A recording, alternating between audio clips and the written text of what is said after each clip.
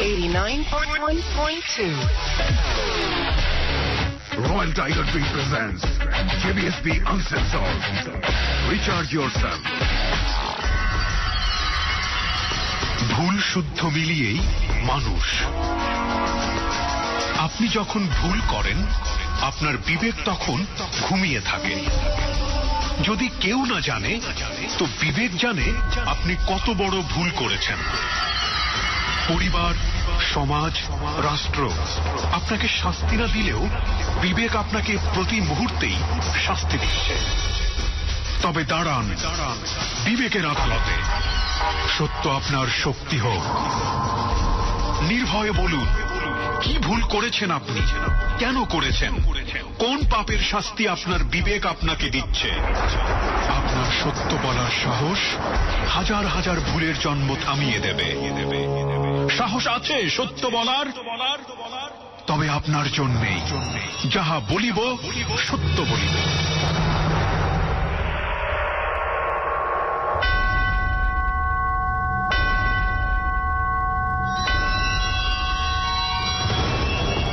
আমন্ত্রণ, নিমন্ত্রণ আরো একবার শুরু হয়ে গেল। Royal Tiger drink presents JBSB uncensored. Yes, uncensored cause আপনারা জানেন যে প্রতি মাসের শেষ সপ্তাহে যাহা বলিব সত্য বলিব একটি নতুন সংযোজন, যেটাকে আমরা বলছি জেবিএসবি আনসেন্সর্ড। অত্যন্ত দুর্ধর্ষ একটি এপিসোড প্রচার করা হয় যেখানে। প্রিয় শ্রোতা, কথা না বাড়িয়ে শুরু করছি এ মাসের JBSB আনসেন্সর্ড। Royal Tiger Drink presents JBSB Uncensored. Recharge yourself. শুরু করছি আমরা JBSB আনসেন্সর্ড episode with RJ Kibria এবং আপনারা শুনছেন এবিসি রেডিও এফএম 89.2। আজকে আনসেন্সর্ড পর্বে আছে রিমন। সে এসছে সুদূর চাঁদপুর থেকে এবং ওর বয়স হচ্ছে 25। প্রিয় শ্রোতা, আমরা ভূমিকা এবং কথা না বাড়িয়ে সরাসরি মূল গল্পে প্রবেশ করছি। ব্যাকগ্রাউন্ডে থাকবো আমরা প্রথমেই। রিমন,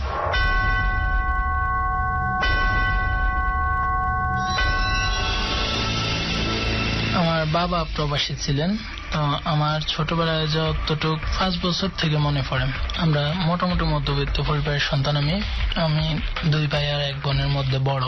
তো আমাদের ফ্যামিলিতে আমি খুবই আদর ছিলাম সবার। আপনি কি সবার বড়? জি, আমি সবার বড়। আমার যেটা তো ভাই বোন আছে, ওরা ছাড়া এমনিতে আমি সবার বড় আমার নিজের ভাই বোনের মধ্যে। আমি সবার আদর ছিলাম, অনেক আদর ছিলাম। তো পড়ালেখা করতেছি এক পর্যায়ে হাই স্কুল লাইফে আমি খুবই রোগায় চিকনা আরো ছিলাম। ব্যাপারটা হচ্ছে আমি ক্রিকেট খেলা খুব বেশি ভালোবাসি। ক্রিকেট খেলতে মানে দিন নাই রাত নাই, ঝড় বৃষ্টিতেও ক্রিকেট খেলছি বালির মাঠে, মানে ওখানে তো বৃষ্টি হলে পানি জমে না। আচ্ছা, তো এরকম শরীরের দিকে অত যত্ন নিইনি। তো ছোটবেলায় আমার মামা আবার আর্মি অফিসার। আমি ক্যান্টনমেন্টে অনেক বেড়াইতাম আমার মায়ের সহ। তখন ছোটবেলা থেকে সামরিক জীবনটা আমার কাছে ভালো লাগতো, দেখতাম ওদের লাইফস্টাইল, ডিসিপ্লিন। তো ইচ্ছা ছিল যে সেনাবাহিনীতে যাব। তো যাই হোক, এসএসসি পাস করার পরে আমি সেনাবাহিনীতে অ্যাপ্লাই করি। এসএসসি পাস করার পরে? জি, এসএসসি পাস করার পরে। আপনার বাবা কি করতো? আমার বাবা প্রবাসী ছিল। ওই সময় প্রবাসী ছিল? ওই সময় প্রবাসী ছিলেন, হ্যাঁ। তো এসএসসি পাস করি যখন, তখন আমি সেনাবাহিনীতে লাইনে দাঁড়াই। বাট প্রথমবার গিয়েছিলাম, কিছুই জানতাম না, যে কাগজপত্র কিছুই নেই, এই কারণে ফিরে আসতেছে। দ্বিতীয়বার গেছি, যাওয়ার পরে আমি মাপে ঠিক আসছি, ফিট হয়েছি মোটামুটি, কিন্তু তারা টান নেয় না, অ্যাডভান্স চায়। আচ্ছা, এই জন্য আনফিট হয়েছি। তো আমাকে বলছে নেক্সট আসবা তো বেশি করে সাঁতার কাটবা, এতে বুকে মাপটা প্রসারিত হইব, এটা বলেন। তো যাই হোক, আমি আসি, অনেক সাঁতার টাতার দিয়ে ফিজিক্যালি মোটামুটি ফিট হই। তারপরে আর বয়সটা থাকে না সার্টিফিকেট অনুযায়ী সৈনিক পদের জন্য। আরেকটা কথা, আমি ছোটবেলা থেকে অনেক লাজুক ছিলাম, মানে মেয়েদের দিকে চোখ তুলি তাকাইতে পারতাম না। তারপর আমি কলেজে ভর্তি হই, ইন্টারমিডিয়েট ক্লাস করতেছি। ফার্স্ট ইয়ার যাওয়ার পরে সবার মধ্যে একটা আলাদা ফিলিংস আসে, আমার মধ্যে কিছুটা আসছে। একটা কথা বলি যে সবার মধ্যে অ্যাডাল্ট বয়সের যে ঝোঁকটা আসে বা পরিপূর্ণতাটা যে সময় আসে, আমার এটা অনেক লেটে আসছে। কোন প্রেম, ভালোবাসা, আবেগ, অনুভূতি, রোমান্স এগুলো বোঝা বা পৃথিবীর বিভিন্ন বিষয় আমি শুধু বুঝতাম পড়াশোনা আর খেলাধুলা। ওকে। এটা ছাড়া বাইরে কিছু বুঝতাম না। যাই হোক, ফার্স্ট ইয়ারে যাওয়ার পরে আমি আর আমার দুইটা বন্ধু, ওর মধ্যে একটা এখন আর্মিতে আছে, আমরা ক্লাসে বসা অবস্থায় একটা মেয়েকে আমি দেখলাম। কোন ফার্স্ট ইয়ার এটা? Inter first year. ওকে। একটা মেয়েকে দেখলাম, তখন আমার হঠাৎ চোখে সামনে একটু ভালো লাগা কাজ করলো। যে না ভালো লাগে কাজ করলো, আমার ভাগ্য তো খারাপ। তখন আমি দেখি যে একটা মানে ক্লাসের একটা বখাটে ছেলে, তার মানে একটু মাস্তান টাইপের, ও ওরে পছন্দ করে। তখন আমি ভাবলাম যাক, আমার ভালো লাগা না লাগা বিষয় না, তো ছেলেটা খারাপ, তো মেয়েটাকে একটু সাবধান করে রাখি, যে ছেলেটার থেকে সাবধান থাকতে। মেয়েটাকে আমি একটা লেটার দিই, মেয়েটা মনে করছে এটা লাভ লেটার, কিন্তু আমি বলে দেওয়ার সময় অনেকক্ষণ বৃষ্টিতে ভিজে দাঁড়ায় থাকি। মেয়েটা বাড়িতে যাওয়ার পথে আমার এক ভাইকে নিয়ে যাই, পরে দিয়ে আমি বলি যে ছেলেটা ভালো না, তুমি এর থেকে সাবধান থাকো, এটাই লিখি। হয়তো যাই হোক, মনে মনে একটু একটু ভালো লাগে কাজ করে। তো মেয়েটা অনেক ফর্সা সুন্দর। তো এদিকে আমি বেটে মেয়ে এবং কালো মেয়ে পছন্দ করি না, ব্যক্তিগত পারসেপশন। জি, কিন্তু মেয়েটা যে উঁচা জুতা পরে যেত, বোরকার জন্য দেখা যাইতো না। ক্লাসমেট আপনার ছিল? জি, ক্লাসমেট। হ্যাঁ। তো আমি মেয়েটাকে চিঠিটা দিয়ে বৃষ্টিতে ভিজেন, তারপর যাই মেয়েটার সাথে আমার বন্ধুত্বের মতো সম্পর্ক হয়। ও কলেজে গেলে আমার ডাকিনি কথা বলে। তা আমার মধ্যে আর ওই যে পার্সোনাল ফিলিংসটা ওটা কাজ করে না তেমন একটা। তো এমনিতে ওর সাথে কথা বলি, আবার আমার বন্ধুরা আমার সাথে দুষ্টামি করে বলে কি এর সাথে তো কি। এদিকে ওই ছেলেটা আমাকে ডাইরেক্ট বলে না, অন্য ছেলেদেরকে শোনায়, বলে যে রিমনকে ছাদ থেকে ফেলে দিব, ও আমি যে মেয়েটা পছন্দ করছি এই মেয়েকে ও পছন্দ করছে, এটা ওইটা আমাকে ভয় দেখায় আড়াল থেকে। আমি এগুলো গায়ে মাখি না, কারণ আমি তো মেয়েটার পার্সোনালি পছন্দ করি না এখন। তো একদিন ওই মেয়েদের বাড়িতে আমি একটা টিউশনি করতাম। তো টিউশনি শেষে আমি বাড়ির থেকে বাইরে হইতেছি, মেয়েটা বাড়ির দিকে ঢুকতেছে। হঠাৎ দেখি মেয়েটা মানে শ্যামলা, ফর্সা না, মানে কলেজে তো মেকআপ করে যেত, আর বেটে খালি পায়ে হাঁটতেছে। তা আমার একবার মুখোমুখি দেখা, আমি ওকে দেখে চিনতে পারি না। পরে দিয়ে আমি বাড়িতে আসি আর ভাবতেছি আল্লাহ, আমি মানে মেয়েদেরকে ব্যাপারে আমি এত অজ্ঞ। যাই হোক, মেয়েটার সাবজেক্ট শেষ হয়ে গেল, তারপর দেখি ছেলেটা মেয়েটাকে ফোর্স করে ওর দিকে নিয়ে গেছে। হ্যাঁ, ওই মেয়েটা মানে আর্থিকভাবে অনেক গরিব ছিল, আর ছেলেটা একটু রাজনৈতিক দলগুলোর ছত্রছায়া ছিল, সো বিভিন্ন দিক থেকে সাপোর্ট পাইতে মেয়েটারে বিভিন্ন ভাবে ইয়ে করতো। পরে আমরা যখন ইন্টারমিডিয়েট পরীক্ষা দিলাম গিয়ে দলেন্দিয়া কলেজে, তখন কি হলো, লাস্ট পরীক্ষা যেদিন ওই দিন শুনি যে ওই ছেলেটা নাকি ওই মেয়েটাকে নিয়ে পালাই গেছে। আচ্ছা, যাই হোক, ওর সাবটার এখানে শেষ, ওরা পালে বিয়ে করছে। যাই হোক, আমি ইন্টারমিডিয়েট পাস করলাম, মোটামুটি ভালো রেজাল্ট আসলো। এবার আমার বাবা বিদেশ থেকে এর আগেই চলে আসছে, আমি যখন ক্লাস 9-এ তখন চলে আসছে একবারে অসুস্থতার কারণে। এবার ফ্যামিলি সবার চিন্তা হলো আমার বিদেশ পাঠিয়ে দিবে। সিঙ্গাপুরে যাব ট্রেনিং করার জন্য। এক বড় ভাই ট্রেনিং করে আসছে, ও বলতেছে ওখানে পচা তেলাপিয়া মাছ খাওয়ায় ট্রেনিং সেন্টারে। ওটা বলায় আমি এখান থেকে ফিস নামলাম। আমি ভাবতেছি আমি যাব না, কারণ আমি অনেক আদরে বড় হয়েছি, আমি এরকম কষ্ট স্বীকার করতে রাজি না। তখন কি হলো, আমার মামার পরামর্শে, যিনি আর্মিতে, ওনার পরামর্শে আমি আবার ডিগ্রিতে ভর্তি হলাম। অনার্সে চান্স পাইছি অর্থনীতি, কিন্তু অর্থনীতি আমার পছন্দ না, অর্থনীতি আমি নেইনি আর ভর্তি হইনি। 1 বছর গ্যাপ দিয়ে আমি ডিগ্রিতে ভর্তি হয়েছি। এর আগে কি হয়েছে, আমার মামাতো ভাই বড়জন আরব আমিরাতে থাকতো, তো বড়জন বিদেশে থাকতো, আমি অসুস্থ, এই জন্য মেজরজনকে আগে বিয়ে করায়। আমি অনেক লাজুক ছিলাম, আগে বলছি, এজন্য আমি বিয়ে বা কোনো ফাংশনে এরকম জন্মদিন কেউ দাওয়াত করলে আমি যাই না। জানি ওখানে গেলে কোনো মেয়েদের সাথে দেখা হবে, গ্যাদারিং হবে, এরকম, সো আমি যাই না। তো আমার আম্মা আমাকে খুব বকাবকি করে যে যাইতেই হবে, তোর মামা বলছে তোকে যাইতেই হবে। তো বিয়েটা অনেক শর্টকাট হয়ে যায়, মানে সংক্ষিপ্ত আনুষ্ঠানিকতার মধ্যে হওয়ার পরে আমরা রাতে কি করলো, আমার উপর দায়িত্ব পড়লো মামতা ভাইয়ের ভাসুর ঘরটা সাজানোর। আমার উপর দায়িত্ব পড়লো। আমি ভাবলাম যে আমি নিজে তো এত লাজুক, এইগুলো সম্বন্ধে অভিজ্ঞতা নেই, যাই করে দেখি না, একটা অভিজ্ঞতা হোক। তা আমার মামাতো ভাই ছোটটা আমার সাথে ছিল, আর আমার পাশের ঘরে অন্য 2টা মামাতো বোন ছিল, আর ছিল একটা ভাবি, মানে দুঃসম্পর্কের মামার বাড়ির ওই ভাবিটা ছিল। তো মামাতো ভাইটা রুম থেকে বাড়ি গেল, নিজে দুষ্টামি করতেছে অন্য মেয়েদের সাথে। এখানে মামাতো বোন 2টা ছিল, যে পাশের ঘরের আর ওই ভাবিটা ছিল। তো আমি যাই হোক ফুলের তোড়াগুলি লাগাইতেছি, সাজাইতেছি। এগুলি আমি ফরিদগঞ্জ থেকে যাই আনছি, মামতো ভাই সহ, ছোটটা সহ যাই আনছি। এখন ওই বাসর ঘরে যে ভাবিটা আছে ও আমাকে মানে বিভিন্ন ইমপ্রেস করার মতো কথা বলতেছে, ওই দুইটা মামাতো বোনের সামনে দিয়ে খুব হাসি ঠাট্টা করতেছে। আর আমি তো এখানে একটা ঘরের ভিতরে 3টা মেয়ে মানুষ, ওদের সামনে আমি লজ্জায় শেষ। ভাবি আমাকে বিভিন্ন রকম ইমপ্রেসিভ কথাবার্তা বলতেছে, ইভেন সেক্সুয়াল কথাবার্তা বলতেছে। আমি প্রথমে ওটা মাইন্ড করে নিয়ে ভাবছি যে ভাবি হয়তো এইভাবে বলতেছে, উনি তো আর জানে না আমি কেমন, আমি এগুলি পছন্দ করি না। যাই হোক আমি চুপচাপ ছিলাম। তারপর উনি আমাকে আরো বেশি করে বলতেছে, আচ্ছা খুব বেশি করে, মানে গায়ে পড়ে বলতেছে বাসরে কি হয়, এই হয় ওই হয় না হয়, কেন সাজান ফুলগুলি এত সুন্দর করে সাজাই, কি লাভ, আজকে কি তো এইগুলি থাকবে না, ছেড়ে যাবে সব, এই যাই খুশিতে। তো আমি আমার মামাতো বোন একটা জিজ্ঞেস করলাম কে, বলতেছে হচ্ছে বতু ভাইয়ের বউ। ওনার আসল নাম মাহবুব, তো বতু বলে সবাই ছোটবেলা থেকে, তো বতু ভাইয়ের বউ। তা আমি তো চিনি না উনিকে। আচ্ছা যাই হোক, কথা আমি বাসর ঘর সাজানোর কাজ করতেছি। তো এক পর্যায়ে উনি যখন বেশি বেশি এগুলি বলতেছে, এর মধ্যে কি হয়েছে, আমি ওনারা বললাম হঠাৎ যে ভাবি সবার মধ্যে কিন্তু সব ছেলেদের মধ্যে একটা অ্যাগ্রেসিভ ভাব থাকে, কেউ প্রকাশ করে কেউ করে না, আপনি আমাকে এরকম কোনো খারাপ দিকে বাধ্য করেন না। তো ভাবি এটা আরো হাসাহাসি করতেছে এদিকে। তখন কিন্তু জিসম টু ছবিটা বাইরেছে নতুন, ওই ছবিটা বাইরেছে। আমার কাছে ছবিটার কতগুলি নায়িকার কিছু কার্ড পিকচার ছিল আমার মোবাইলে, প্লাস এগুলি মেমোরি লোড দোকান থেকে, আর ছবিটা ছিল। তো আমার মামাতো বন্ধুটা দিকে দেখি খুব ইন্টারেস্টেড, ওরা ছবিটা দেখতেছে, বিভিন্ন সানি লিওনের বিভিন্ন ফটোগ্রাফ গুলি দেখতেছে। এই সময় কি করলো, ভাবিটা আমার হঠাৎ বললো যে আপনি কি হিজড়া নাকি, মানে ওনার এই ধরনের সেক্সুয়াল কথাবার্তার অ্যান্সার গুলি না করাতে উনি আমাকে এই প্রশ্ন করলো, আপনার মধ্যে কি পুরুষের কোনো কিছু নাই নাকি হিজড়া, এটা বলে খুব হাসি ঠাট্টা করতেছে। আমি এগুলি তাৎক্ষণিক আমি মনে কিছু নেই। যাক, রাতে ওদের বাসর হলো, আমরা ঘুমে গেলাম খাওয়া দাওয়া করে।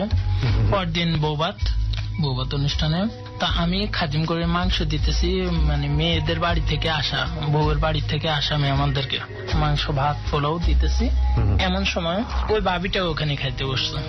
রাতের দৃশ্য আমার ব্রেন থেকে চলে গেছে, এটা মেমোরিতে নাই, রাতে কি হয়েছে না হয়েছে। ভাবিটার চেহারাও আমি ভুলে গেছি। পরদিন অতটা অ্যাটেনশন নেই না ওনার দিকে।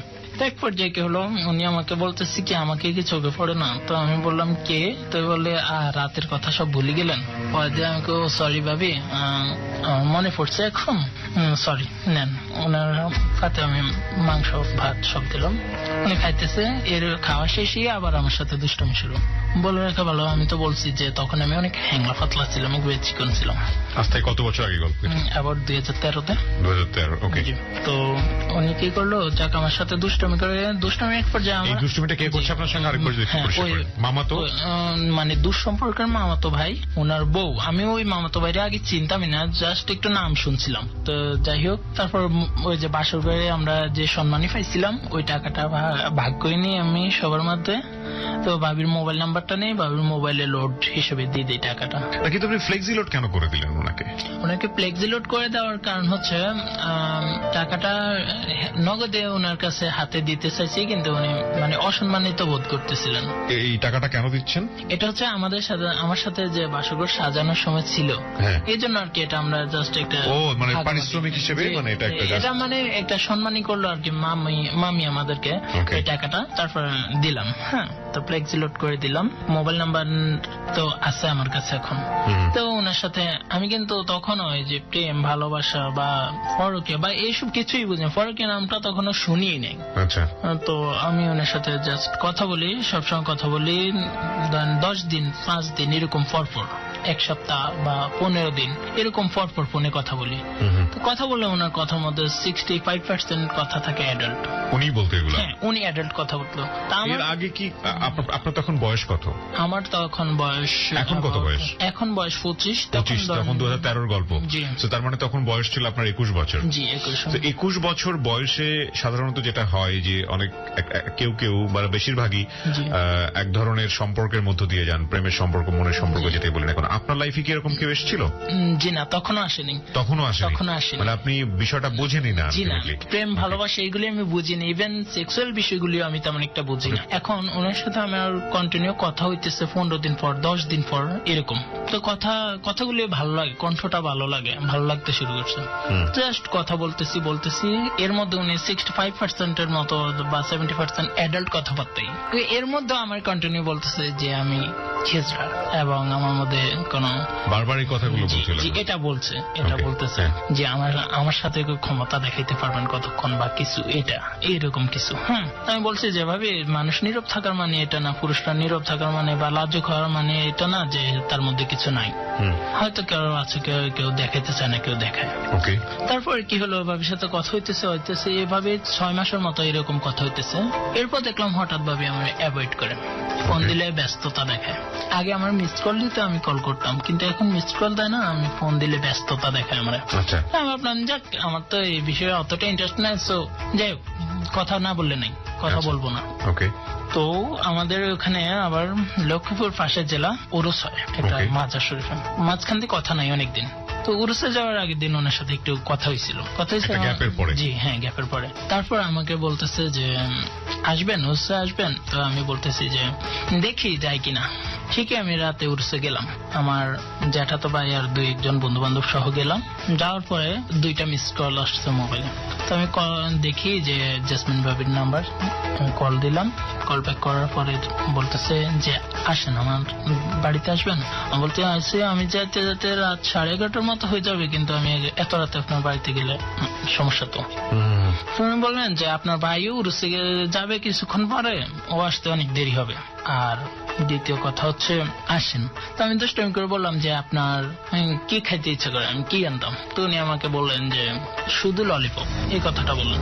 মানে আপনি তাকে জিজ্ঞেস করেছেন কি খেতে ইচ্ছা করে বা সামথিং। আমি বুঝতে পারছিলাম যে ডাবল মিনিং ওয়ার্ড ইউজ করছিল, এবং যে কোনো ভাবেই হোক আপনাকে কোনো না কোনো পার্টিকুলার একটা বিশেষ অনৈতিক কাজের দিকে সে ট্রাই করছিল আপনার কনসেন্ট্রেশনটা নেবার জন্য। এখানে একটা বিষয় বলে রাখি প্রিয় শ্রোতা, আমাদের সমাজে যদিও বিষয়টা খুবই গোপনীয়, অ্যাডাল্ট্রি বা পরকীয়া সম্পর্ক যেটা আমরা জানি, কিন্তু সমাজে বিষয়গুলো ঠিক সেভাবে হাইলাইট হয় না। যখন হাইলাইট হয় তখন সেটা খুবই নিন্দার জায়গা থেকে, খুবই কি বলা যেতে পারে, এক ধরনের অসম্মানের জায়গাটা থেকে সেই মানুষ কিংবা সেই পরিবারকে ধিক্কার করা হয়।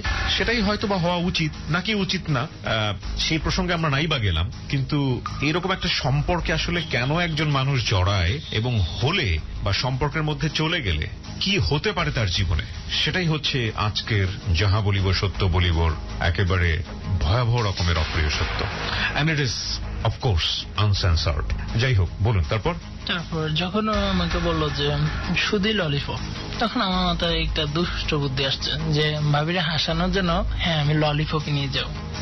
তখন আমি একটা দোকান থেকে কয়েকটা ললিপপ কিনছি, আর কতগুলি বার্মিজ আচার কিনছি, কয়েকটা আচার কিনছি। কেনার পরে আমার জ্যাঠাতো ভাইটা আমার সমবয়সী, ও সহ সিএনজিটা রাস্তায় দাঁড় করাচ্ছি। তো দাঁড় করানোর পরে আমি ড্রাইভারকে বললাম ভাই জাস্ট 5টা মিনিট। ওর বাড়ি তো রাস্তার অপোজিট পাশে, মানে টিনের ঘর। আমি যাই দরজা নক করলাম, ও দরজাটা খুলে দিল। আমি দেখলাম খুব সাজুগুজু করে আছে। তো বললাম ভাই কই, বলতেছে ভাই তো উরুসে গেছে। তখন আমি দেখি খুব সাজুগুজু করা, এবং আমাকে অনেকটা সেক্সুয়ালি অ্যাট্রাকশন লাগাইছে, ঠিক আছে, কথাবার্তা, অঙ্গভঙ্গি, শারীরিক ভাষায়। তারপর আমি এগুলি হাতে দিছি, আর হাসি মানে খুন, হাসতে হাসতে খুন। বলে আমি দুষ্টামি করি, এটার কথা বলছি। আমি বলছি তা খাইতে চাইছেন, আমি আনছি, আমি এত কিছু জানি না, আমি তো দুষ্টামি বুঝি না, আমি আনছি, আপনি বলছেন। তখন আমি ওকে মানে ও কি ধরনের মেন এটা বোঝার জন্য জাস্ট আমার একটু চেঞ্জ হইতেছে, আমি বোঝার জন্য আমি কি করছি, একটু মানে খুব কাছে যাই, রোমান্টিকলি একটু মানে কাঁধে হাত দিয়ে ধরছি। আপনার ভিতর থেকেও ইচ্ছাটা ছিল? না, আমার ভিতর থেকে ইচ্ছাটা, আমি জাস্ট তাকে পরীক্ষা করতেছি যে ও কি চায়, আমার মনের ধারণা কি সঠিক কিনা। তখন ধরছি, আর ও দেখে কিছু বলে না। তখন আমি কি করলাম, লিপ কিস করলাম, একটা করছি। আর ওকে, ফাইন, আমরা আনসেন্সর্ড এপিসোড এখানে উপস্থাপন করছি, তার মানে এই না যে একেবারে কি হয়েছে না হয়েছে পুরো বিষয়টাই আপনাদেরকে বলে বোঝাতে হবে, আপনারা আপনাদের নিজেদের জায়গা থেকে বিষয়টা বুঝে নেবেন। তার মানে আপনি ওই আপনার এক ধরনের কি অফকোর্স একটা অনৈতিক কাজ এবং ধর্মীয় রীতিনীতি অনুযায়ী সামাজিকতার জায়গাটা থেকেও এটা একটা অনৈতিক কাজ, এরকম একটা সম্পর্কের মধ্যে আপনি জড়িয়ে গেলেন। জি, তবে ওই ধরনের সেক্সুয়াল কিছুই হয়নি ওই দিন। সেক্সুয়াল কিছু হয়নি মানে নাকি? সেক্সুয়াল বিষয়টা শুধুমাত্র পার্টিকুলারলি একটা বিষয় না, তো আপনি কোনো না কোনো ভাবে সেদিকে যাচ্ছেন। জি যাচ্ছি। তারপর আমি কি করলাম, ওখানে ওর সাথে একটু দুষ্টামি হলো, তারপর দিয়ে আমি কি করলাম, চলে আসলাম ওর এই গলি দিয়ে। তো আমার জ্যাঠাতো ভাই আবার বিষয়টা জানতো, আমার আর ওর সম্পর্কের বিষয়টা একটু, তো তখনও আমি তো এটা সিরিয়াসলি নিই, ওর সাথে বলে দিতাম আর কি যা হইতো। আমরা আসার সময় অনেক হাসাহাসি করছি। ওই দিন রাতে আমি সাথে সাথে বাড়িতে আসি, ওর একটা কল দিছি। কল দেওয়ার উদ্দেশ্য হচ্ছে এটা, ওকে আমার এই আচরণটাতে ওর রাগ করলো নাকি ও খুশি হইলো এটা পরীক্ষা করার জন্য। যেহেতু যদি ও রাগ করে তাহলে তো ও আমার ফোন ধরবে না বা আমার সাথে কথা বলবে না। তখন দেখে আমার ফোনটা ধরছে এবং অনেক লাজুক সুরে আমার সাথে কথা বলতেছে। এবং কথা বললো এবার 5-10 মিনিট কথা বললো। তখন আমি বললাম যে ভাই তো চলে আসবে হয়তো ঘরে, ঠিক আছে রাখি, সকালে কথা বলবো। তখন যাই হোক আমি ঘুমাই গেলাম, ঘরে আসি। পরদিন আবার রূপসা আমাদের উচ্চ বিদ্যালয়ে সাংস্কৃতিক অনুষ্ঠান, আমি গেলাম স্কুলের মাঠে অনুষ্ঠান দেখতে। তো তখন আমার মনে হলো যে ওর মাইন্ডসেট কেমন এখন, আমি একটু ফোন দিয়ে দেখি। তো ফোন দিলাম, আধা ঘন্টার মতো কথা হলো। তখন আমি আমার মনে বোঝাচ্ছি যে হ্যাঁ আমার ধারণাই ঠিক, ও আমার কাছে এই ধরনের কিছু চায়। আর তাইলে যদি ও এতে মাইন্ড করতো, শুধু মুখের বলি হতো, দুষ্টামি হতো দাবর হিসেবে, তাহলে কিন্তু ও আমার সাথে আমার এই বাড়াবাড়িতে ও কিন্তু আমার সাথে রাগ করে আর কথা বলতো না, ও নর্মালি কথা বলতেছে। এবং ও আমার তখন প্রশ্ন করতেছে, তোমার তো এরকম বুঝি নাই যে, আমি তো মনে হচ্ছে তুমি সত্যি মানে অনেক সহজ সরল, তুমি এগুলি বুঝে না, এখন দেখে খুব ভালোই পারো।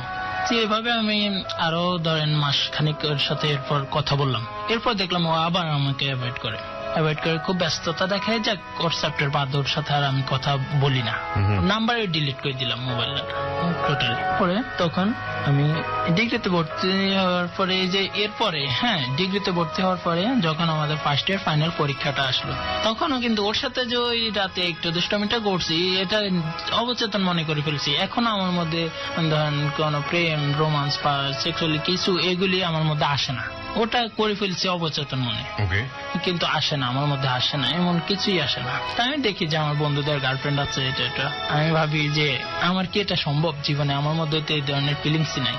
তো আমি কি করলাম, প্রাইভেট পড়তে যাই আমার এক স্যারের কাছে জামালপুরে, উনি গার্লস স্কুলের টিচার। তো ওনার কাছে প্রাইভেট পড়তে যাই আমার বন্ধু সহ। সেশন জটের কারণে আমাদের ফার্স্ট ইয়ার ফাইনাল পরীক্ষাটা হইতেছে না, লেট হয় এই জন্য 2 বছরের মতো। তো 2015 সালের কথা বলতেছি, তখন 2015 সাল জাস্ট এপ্রিলের 1 তারিখ, যাকে এপ্রিল ফুল বলে। আচ্ছা, আমি এপ্রিলের 1 তারিখে প্রাইভেট পড়ে বাইর হয়ে আসবো, এমন সময় দেখি একটা মেয়ে স্যার রুমে আসছে, পড়তে আসছে, সাজেশন নেওয়ার জন্য আসছে মেয়েটা।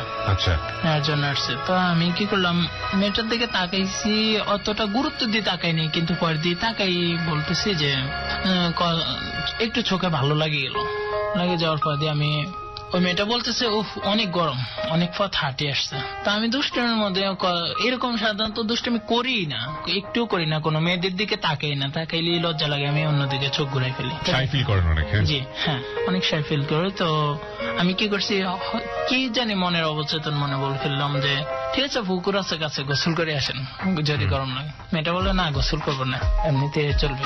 যাই হোক আমি উঠে চলে আসলাম।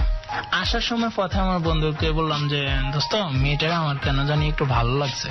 এখন বন্ধুটা হাসতেছে, ও জানে আমার মধ্যে এসব নাই, তো ও হাসতেছে। তারপর এক পর্যায়ে বলে দোস্ত সত্যি চল না একটু দুষ্টামি করে দেখি মেয়েটার সাথে। আমি শুনি তো যে তোরা দুষ্টামি করস, বিভিন্ন ছেলেরা দুষ্টামি করে মেয়েদের সাথে কয়দিন টাইম পাস করে, আমি এরকম কিছু পারি কিনা ট্রাই করে দেখি। তো আর আমি কি করলাম, পরের দিন আমার আরেকটা ফ্রেন্ড আমিনা, ক্লাসমেট, একসাথে প্রাইভেট পড়ে, বন্ধুত্বপূর্ণ, ওর কাছে আমি বলি, ও বিশ্বাস করে না, বলে যে তোর মধ্যে তো এমন কিছুই আমি দেখি না। পরের দিন আমি রূপসা হাই স্কুলের গেটে ওই যে বন্ধুটারে নিয়ে দাঁড়াইছি যে মেয়েটা গার্লস স্কুলে আসবে, আমি মেয়েটারে দেখবো, আবার চেহারা ভুলে গেছি এর মধ্যে। আবার তখন দেখি গার্ল আমার যে ফ্রেন্ড যে মেয়েটা আমিনা, ও স্যারের কাছ থেকে একটু লেটে পড়ে পারিছে, ও হাঁটে আসতেছে, আমার গেটে দেখে গেছে, দেখে যায় বলতেছে যে রিমন তুই এখানে দাঁড়িয়েছিস কেন? আমি বলি না এমনিতে, যে ও বন্ধুর কথা বলতেছি যে ও ওয়াশরুমে গেছে। তো ও বলতেছে যে না তোদের ভাব মনে হয় অন্যরকম, আমার মনে হয় গিল্টি কিছু আছে, তোরা এই জন্য দাঁড়িয়েছ, তোরা তো স্কুল গেটে দাঁড়াস না, তো কেন দাঁড়িয়েছ? আমি তোদের সাথে থাকবো, দেখবো। তো আমার হাসি চলে আসছে। আমার একটাই কথা কি, সত্যি কথা, আমার পেটে বেশিক্ষণ চাপা থাকে না। তাই আমি বলে দিছি যে দোস্ত এরকম ওরে দেখার জন্য, যে মেয়েটার কথা বলছি ওরে একটু দেখার জন্য। বলে আমিও দেখবো। আচ্ছা ঠিক আছে। তো আমরা ঝালমুড়ি খাওয়ার উছিলায় দাঁড়াইছি, ঝালমুড়ি খেতেছি তিনজন। তো এমন সময় আমার ছেলে বন্ধুটা ও মেয়েটারে দেখছে স্কুল গেটে, দেখে বলতেছে রিমন ওই যে মেয়েটা এটা। প্রিয় শ্রোতা, বিরতি নেব এই জায়গাটিতে, মাত্র 4 মিনিটের বিরতি। 4 মিনিট পর আমি আবারও ফিরে আসছি royal Tiger drink presence JBSB আনসেন্সর্ডে। এবং আজকের এই রিমনকে যদি আপনি দেখতে চান প্র্যাকটিক্যালি, চলে আসবেন আমার ফেসবুক পেজে www.facebook.com/jbsbuncensored। আমি আবারও বলছি www.facebook.com/jbsbuncensored। পেজটি আছে জেবিএসবি আনসেন্সর্ড নামে। And please like this page. Royal Tiger Drink presents JBSB Uncensored. Recharge yourself. Royal Tiger জয় করেছে বিশ্ববাজার। যুক্তরাজ্য ও সৌদি আরব সহ 21টি দেশ, 3টি মহাদেশের 40 কোটি ভোক্তার প্রিয় পানীয়। মনে রেখো, রয়্যাল টাইগার জিতবে, সুন্দর আগামীটা তারা গড়বেই। Royal Tiger drink, recharge yourself. 89.2 FM. Royal Tiger Drink presents JBSB Uncensored. Recharge yourself. 4 minute পর আমি আবারও ফিরে এসেছি জেবিএসবি আনসেন্সর্ডে। আমাদের সঙ্গে রয়েছেন রিমন। রিমনের কাছে আমি আবারও ফিরছি। রিমন, তারপর? হ্যাঁ, ওই যে মেয়েটা আসছে, মেয়েটার নাম কি ছিল? মেয়েটার নাম ছিল নিহা। নিহা, ওকে। তখন আমার বন্ধু বলতেছে যে এই মেয়েটা, কিন্তু আমি ওর প্রাইভেট রুমে যে দেখছি, আমি যে ওর চেহারাটা ভুলে গেছি। আমি বলছি যে দোস্ত তুই শিওর তো? ও বলতেছে আমার শকুনের চোখ, আমি একবার দেখলে ভুলি না। তখন যাই হোক, আমি আমার ওই বন্ধু আমিনাকে পাঠাইলাম, বললাম যে একটু যাই কথা টথা বল, ডিটেলস একটু নে, যে মেয়েটা বাড়ি কই বা কিছু। ও গেল, একটু কথা টথা বললো, ডিটেলস নিল, নিয়ে আমার বললো যে রিমন, ওর নাম তো হচ্ছে নিহা, ওদের বাড়ি তো তোদের বাড়ির কাছে, পাটোয়ারি বাড়ি।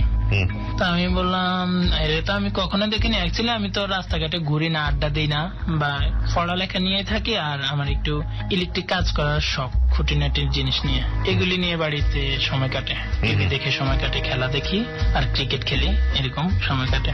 তো আমি এদিকে ফলো করি না অন্যান্য অনেক ছেলেদের মতো, তো এই জন্য ওকে আর আমি চিনতাম না। ওকে প্রায় এলাকার সব ছেলেই চিনতো, কিন্তু আমি চিনতাম না। আমার ছোট অনেকে চিনতো, কিন্তু আমি চিনতাম না, যেহেতু আমার এই বিষয়ে কোনো খোঁজ খবর নি না। পরে খবর নিতে নিতে জানতে পারি ও আমার প্রাইমারি স্কুলের ক্লাসমেট নিপার ছোট বোন। তারপর কি হলো, ভাবতেছি কি ক্লাসমেটের বোন রিলেশন করতে যাব নাকি যাব না। তারপর ভাবলাম যে একটু করেই দেখি না, ইচ্ছা করলেই তো হয়ে যাবে না একতরফা ভাবে। তারপর আমি কি করলাম, মেয়েটার ব্যাপারে খোঁজ খবর নিতে থাকি। এর ভিতরে মেয়েটা আর প্রাইভেটে আসে না। স্যারে জিজ্ঞেস করি, স্যারে বুঝছে যে আমার ভালো লাগছে, কিন্তু স্যারে আমার ডিটেলস কোনো ইনফরমেশন দেয় না মেয়েটার ব্যাপারে। তা আমি কি করলাম, নিজেই ইনফরমেশন জোগাড় করতে থাকি। এর ভিতরে যখন জানলাম ও আমার প্রাইমারি স্কুল ক্লাসমেট নিপার ছোট বোন, তখন আবার আমি বিস্তারিত খোঁজ খবর নিয়ে দেখি যে ও আমার তালতু বোনের বান্ধবী। যাক, তখন আমার সুবিধা আরো ভালো হয়ে গেল। ওই তালতু বোনটা আমার বড় ভাই হিসেবে খুব ভালোই মানে। তাই চিন্তা করলাম এর কাছ থেকে বিস্তারিত খবর নেওয়া যাবে, কাজেও লাগানো যাবে। আচ্ছা, যাই হোক, তারপর কি করলাম, মেয়েটাকে একদিন দেখা হলো। মেয়েটার সাথে অনেক কথা বলতে বলতে আসলাম। এখানে অনেক মজার একটা ঘটনা আছে। এর ধরেন 14-15 দিন পরে স্যারের কাছে পড়তে গেলাম। এখন আমি পড়ে উঠে আসবো, এমন টাইমে মেয়েটা গেছে পড়তে গেছে। আর এখন আমার তো পড়া শেষ, স্যার আমার ছুটি দিয়ে দিছে। মেয়েটা আছে, আরো 2-3টা ছেলে মেয়ে আছে। এখন আমি বসে থাকলে তো স্যার আমার যদি মেয়ের সামনে দিয়ে কোনো লজ্জা দেয়, যদি বলে যে এতক্ষণ বসে আছো কেন, ছুটি তো দিয়ে দিলাম তোদের। তখন আমি উঠে চলে আসছি, বন্ধু সহ উঠে চলে আসছি, ওই আমিনা মেয়েটা সহ উঠে চলে আসার পরে আমি আবার বাজারে ফুল কিনতেছে, ওর দেরি হইতেছে। আমি সাইকেল চালাই চলে আসছি আমার বাড়ির দিকে, ওই যে বন্ধু চলে গেছে বন্ধুর বাড়ির দিকে। আচ্ছা, এদিকে আমার হঠাৎ মনে হলো যে আমার পকেটে তো 11,000 টাকা আছে, আমি 1,000 টাকা 11,000 টাকা ছিল পাসপোর্ট করার জন্য। তারপর কি করলাম, ভাবতেছি যে পকেটে যেহেতু টাকা আছে তো স্যারকে বেতন দেওয়ার উচিলে আবার যাই, গিয়ে মেয়েটারে একটু ভালো করে দেখি, একটু কথা টথা বলার চেষ্টা করি। তো কি করলাম, সাইকেল টান দিয়ে যাইতেছি রূপসা বাজারের উপর দিয়ে, এমন টাইমে একটা লোক বরফ নিয়ে যাইতেছে ভ্যানে করে। ওই লোকটার গাড়িতে আমার সাইকেলটা লাগলে লোকটা আমার সাথে একটু রাফ ব্যবহার করলে। আমি জীবনে কারোর সাথে রাস্তাঘাটে খারাপ ব্যবহার করি নাই, একটু উচ্চস্বরে কথা বলি নাই, আমি লোকটার সাথে খারাপ ব্যবহার করি। খারাপ ব্যবহার করলে লোকটা মনে হয় মনে একটু কষ্ট পায়। তারপর আমি কি করি, চলে যাই মাছ বাজার দিকে, ওখানে যে গিয়ে আমিনের সাথে দেখা হয়, ও ফুল কিনে আসতেছে, ফুল গাছ কিনে আসতেছে। তো বলতেছি আমি না বন্ধু নাম বললাম যে ও কই, তো বললো যে ও তো বাড়ির দিকে চলে গেছে, তো সাথে মোবাইল আনে নেই, ওই জন্য ওর ফোনেও পাবো না। আমি ওদের বাড়ি অপোজিট দক্ষিণ রোডে, ওই রোডে আমি সাইকেলটা জোরে টান দিয়ে যাই, এখানেও আরেকটা গাড়ির সাথে ক্র্যাশ হয়, কিন্তু আমি তাড়াতাড়ি এই দিকে খেয়াল নেই, যাই দেখি একটা পাবলিক টয়লেটের কাছে ওর সাইকেলটা রাখা আছে। তাই আমি ভাবছি যে বন্ধু মনে এখানেই, আমি দাঁড়িয়েছি, ও বাইরে আর বলি তাড়াতাড়ি চল। কই স্যার রুমে, পাগল নাকি ও বলতেছে। আমি বলতেছি যে না দোস্ত, স্যারের টাকা দেওয়ার উচিত আমি যাবো, কিন্তু উদ্দেশ্য হলো নিয়ারে ভালো করে একটু দেখা, কথা টথা বলার চান্স না। তো বললো ঠিক আছে চল, তোর জন্য সব করবো। তো গেলাম, যাওয়ার পরে স্যার বলতেছে কি এখন ফিরে আসলি, অনেক দ্রুত সাইকেল চালাইছি, গায়ে দিয়ে প্রচুর ঘাম বাইরেতেছে। যাই নিয়ার পাশে দিয়ে আমি বসে বললাম স্যার আপনার বেতন দিতে আমি ভুলে গেছি। তো স্যারে বুঝে গেছে যে বেতন দেওয়া একটা উচিত, আসল কথা হলো আবার দেখা করতে আসা। তো স্যারে হাসতেছে, বলতেছে যাক ভালোই হয়েছে, আমার উপকার হয়েছে। আমি স্যারের বেতন 1,000 টাকা দিয়ে দিলাম, দিয়ে একসাথে ওই নিহা সহ বাইরে এলাম, বন্ধুরে চোখে ইশারা দিলাম তুই সামনে দিয়ে চলে যা। ও চলে গেল, নিহার সাথে আমি এক প্রকার মানে গায়ে পড়ে আর কি কথা বলতে বলতে আসতেছি। তো যাই হোক, এক সময় দেখলাম ও অনেক ফ্রেন্ডলি হয়ে গেছে। এদিকে ওর মোবাইল নাম্বার জোগাড় করে ওরে যে আমি কল দিয়ে ওর সাথে কথা বলি, SMS করি, ও জানে না আমি সেই ছেলে, কিন্তু ও কণ্ঠে ধরে ফেলে। মেয়েটা অনেক চালাক ছিল, এখন ডাইরেক্ট না বলে আমার বলে একটা ছেলে আমাকে ফোন দিয়ে আমার সাথে কথা বলে, কণ্ঠটা পুরো আপনার মতো। আমি বলতেছি যে তোমাকে তো গোয়েন্দা বিভাগে চাকরি দেওয়া দরকার, খুব ভালোই বুঝো। তো যাই হোক, ওর সাথে কথা বলতে বলতে বাড়ির কাছে অনেক দূর চলে আসি। দোকানের কাছে আসার পরে আমি সাইকেলে উঠে চলে গেলাম, ও হাঁটি বাড়িতে চলে গেলাম। যাক কথা বলতেছি ওর সাথে, এক পর্যায়ে কি হলো, যাক মনে হয় আমাদের মধ্যে রিলেশন হয়ে গেছে এরকমই। তারপরে আমি কি করি, একদিন ওকে আমার জ্যাঠাতো বোনের বাসা রাস্তার সাথেই বিল্ডিং, ওখানে ওরে ডাকি, মানে সরাসরি ওই দিন প্রপোজ করবো। দিনটা ছিল মে মাসের 5 তারিখ 2015 সালের। ও আসলো আপুর বাসায়, আমি আপুরে আগে দিয়ে শিখে দিলাম যে আমার নামে শুধু প্রশংসা করবেন ওর সাথে। তো আপুর সাথে দেখি কথা বলে, তো আমি রুমে গেলাম, আপু সরে গেল। আপু প্রথমে রাজি হয়নি এবং বিশ্বাস করে নাই, বলে রিমন তুই এমন কিছু করতেই পারিস না, আমরা বোনরা তো দেখি না তোর মধ্যে এরকম কিছু অ্যাটিটিউড। তা আমি বললাম যে আপু হয়ে গেছে এরকম কিছু, যাই হোক আপনি দেখেন না, আমি একটু ট্রাই করে দেখি। পরে আপুর সাথে কথা বলার পরে আমি রুমে ঢুকলে আপু সরে যায়, আপু নাস্তা আনতে যায়, এসে মোর সাথে আমি কথা বলি। বলার সময় বলি যে অ্যাকচুয়ালি আমার তো তুমি তো কথাই বুঝো, এই যুগের মেয়ে তো না বোঝার কথা না, আমি কেন তোমার সাথে কথা বলি সব সময়, আমার তোমাকে ভালো লাগে এবং আমি তোমাকে ভালোবাসি। তবে একটা কথা বলি তোমার, আমি কিন্তু জোর করে ভালোবাসায় বিশ্বাস করি না। এই জিনিসটা তোমাকে আমি বলে দিতে চাই, যদি তোমার সাথে কোনো ছেলের সম্পর্ক থাকে বা অতীতেও ছিল, ওটাও আমি মানে নিতে পারবো না যে অতীতে তোমার সাথে কোনো ছেলের সম্পর্ক ছিল। বর্তমানে যদি থাকে তাহলে দরকার নেই, তুমি একটু নাস্তা খাও তারপর তুমি চলে যাও, আমার দরকার নেই। কিন্তু যদি না থাকে তাহলে আমার মধ্যে কোনো দিকে কমতি নেই, আমি শিক্ষিত ছেলে, আমি মোটামুটি আছি, তো আমি মনে করি না তোমার অযোগ্য আমি, তুমি আমাকে অ্যাকসেপ্ট করো। তখনও বলে যে আমার অতীতে কোনো ছেলের সাথে প্রেম ছিল না এবং বর্তমানেও নাই, আর আপনি যাচাই করে নিতে পারেন, খোঁজ খবর নিতে পারেন আমার ব্যাপারে, আর আমাকে 1 সপ্তাহ সময় দিতে হবে। তখন আমি বলছি যে ও রাজি না হলে কিন্তু ও একটা অপরিচিত ছেলের সাথে তো ভাবে কথা মিশা, ওই ছেলেটার কথা একটা অপরিচিত বাসায় চলে আসা, হ্যাঁ এরকম কিছু ওর মধ্যে আসে না। তখন আমি বলছি যে 1 সপ্তাহ তোমাকে আমি সময় দিতে পারবো না, তুমি হয় এখন বলবা ইয়েস অথবা নো বলে চলে যাবে, 1 সপ্তাহ আমি সময় তোমাকে দিতে পারবো না। কাকে বললেন এটা? এটা নিহাকে বললাম। নিহাকে? ওকে। হ্যাঁ, বলার পরে নিহা আমাকে বললো যে না আমাকে 1 সপ্তাহ সময় দিতে হবে। এর মধ্যে আমি কি করলাম, আমার মাথায় 2টা দুষ্ট বুদ্ধি আসলো। আমি বাজার থেকে যাওয়ার সময় পরিচিত ফার্মেসি থেকে কিছু ওই যে মুখে অসুখ হলে যে ট্যাবলেট গুলি খায় নর্মাল, এই ট্যাবলেট গুলি 1 পাতা নিলাম আর একটা ব্লেড নিলাম, শার্ট ফোল্ড করা ছিল ওখানে। আমার এগুলি অত্যন্ত ঘৃণা লাগে আমার কাছে, যে হাত কাটাকাটি বা বিভিন্ন কিছু, কিন্তু আমি ইমোশনে পড়ে এটা করলাম, নিলাম। তখন আমি বললাম আমি তোমার সাথে জোর করে সম্পর্ক করতে চাই না, হয় ইয়েস অর নো, তুমি বলে চলে যেতে পারো, আমি তোমাকে কখনো ডিস্টার্ব করবো না। ও বলে না 1 সপ্তাহ সময় দিতে হবে। আমি বুঝলাম যে ও রাজি হবে, কিন্তু আমার কাছে একটু ডিমান্ড দেখাইতেছে। এখন আমি এটা শিওর ছিলাম যে ও রাজি। তখন আমি কি করলাম, আমি বললাম হয় তুমি এখন ইয়েস বলবা, নইলে নো বলে চলে যাবা, এখানে চ্যাপ্টার শেষ। বাট তুমি এখানে কোনো অ্যাক্টিং করতে পারবে না। এই দেখছো ট্যাবলেট, এগুলি আমি খাবো। আর এগুলি পানিতে ফেললাম, ফেলার সাথে সাথে এগুলো গলে গেল হলুদ রঙের। তখন ও বলতেছে না এগুলি দিয়ে দেন আমার কাছে, দিয়ে দেন। তো আমি বলতেছি না এগুলি দিব না, ওগুলি আমি থাই গ্লাসের কাছে নিয়ে রাখলাম যেন না গেলে না পায়। কি করলাম, এদিকে আমার মা জানলে তো আমার কাটি ফেলবো। আপুরে অনেক কষ্টে ম্যানেজ করছি। যাক, এবার আমি ব্লেডটা ফোল্ড করা শার্টের থেকে বাইর করলাম, বাইর করে আমি হাতের মধ্যে 3-4টা পোস্ট দিলাম, হালকা একবার হালকা ভাবে স্লাইড চালালাম এর মধ্যে। এখন আমি বলতেছি রক্ত বাইরে না কেন, এটা বলার সাথে সাথে ফিনকি দিয়ে রক্ত বাইরে হওয়া শুরু করলো। ও রক্ত দেখিয়ে বলতেছে জি এরকম করে না, এটা ওইটা, ও কান্নাকাটি শুরু করছে। এখন ও বলতেছে এগুলি মুছো। তো আমি বললাম কি তুমি মুছে দাও। ও বলতেছে আমার কাছে তো টিস্যু নাই, ওড়না দিয়ে মুছলে বাড়িতে গেলে আমার কাছে ধরা খেয়ে যাবো, তোমার কাছে কি টিস্যু নাই? আমি বলতেছি না রুমাল আছে একটা। তো রুমালটা দিলাম, ওইগুলি খুব সুন্দর করে মুছে দিল, কিন্তু ব্লাড বন্ধ হয় না। এক পর্যায়ে পরে ব্লাড বন্ধ হইলাম। এর আগে দিয়ে ও আমার ফোনে বলছিল যে আমি ওর জন্য কি করতে পারি। আমি ইমোশনালি ওকে ভালোবেসে ফেলছি, যে এই কারণে আমি হাতের মধ্যে একটা লাভ চাই না কি ওর ভিতরে নিহা লিখলাম ব্লেড দিয়ে।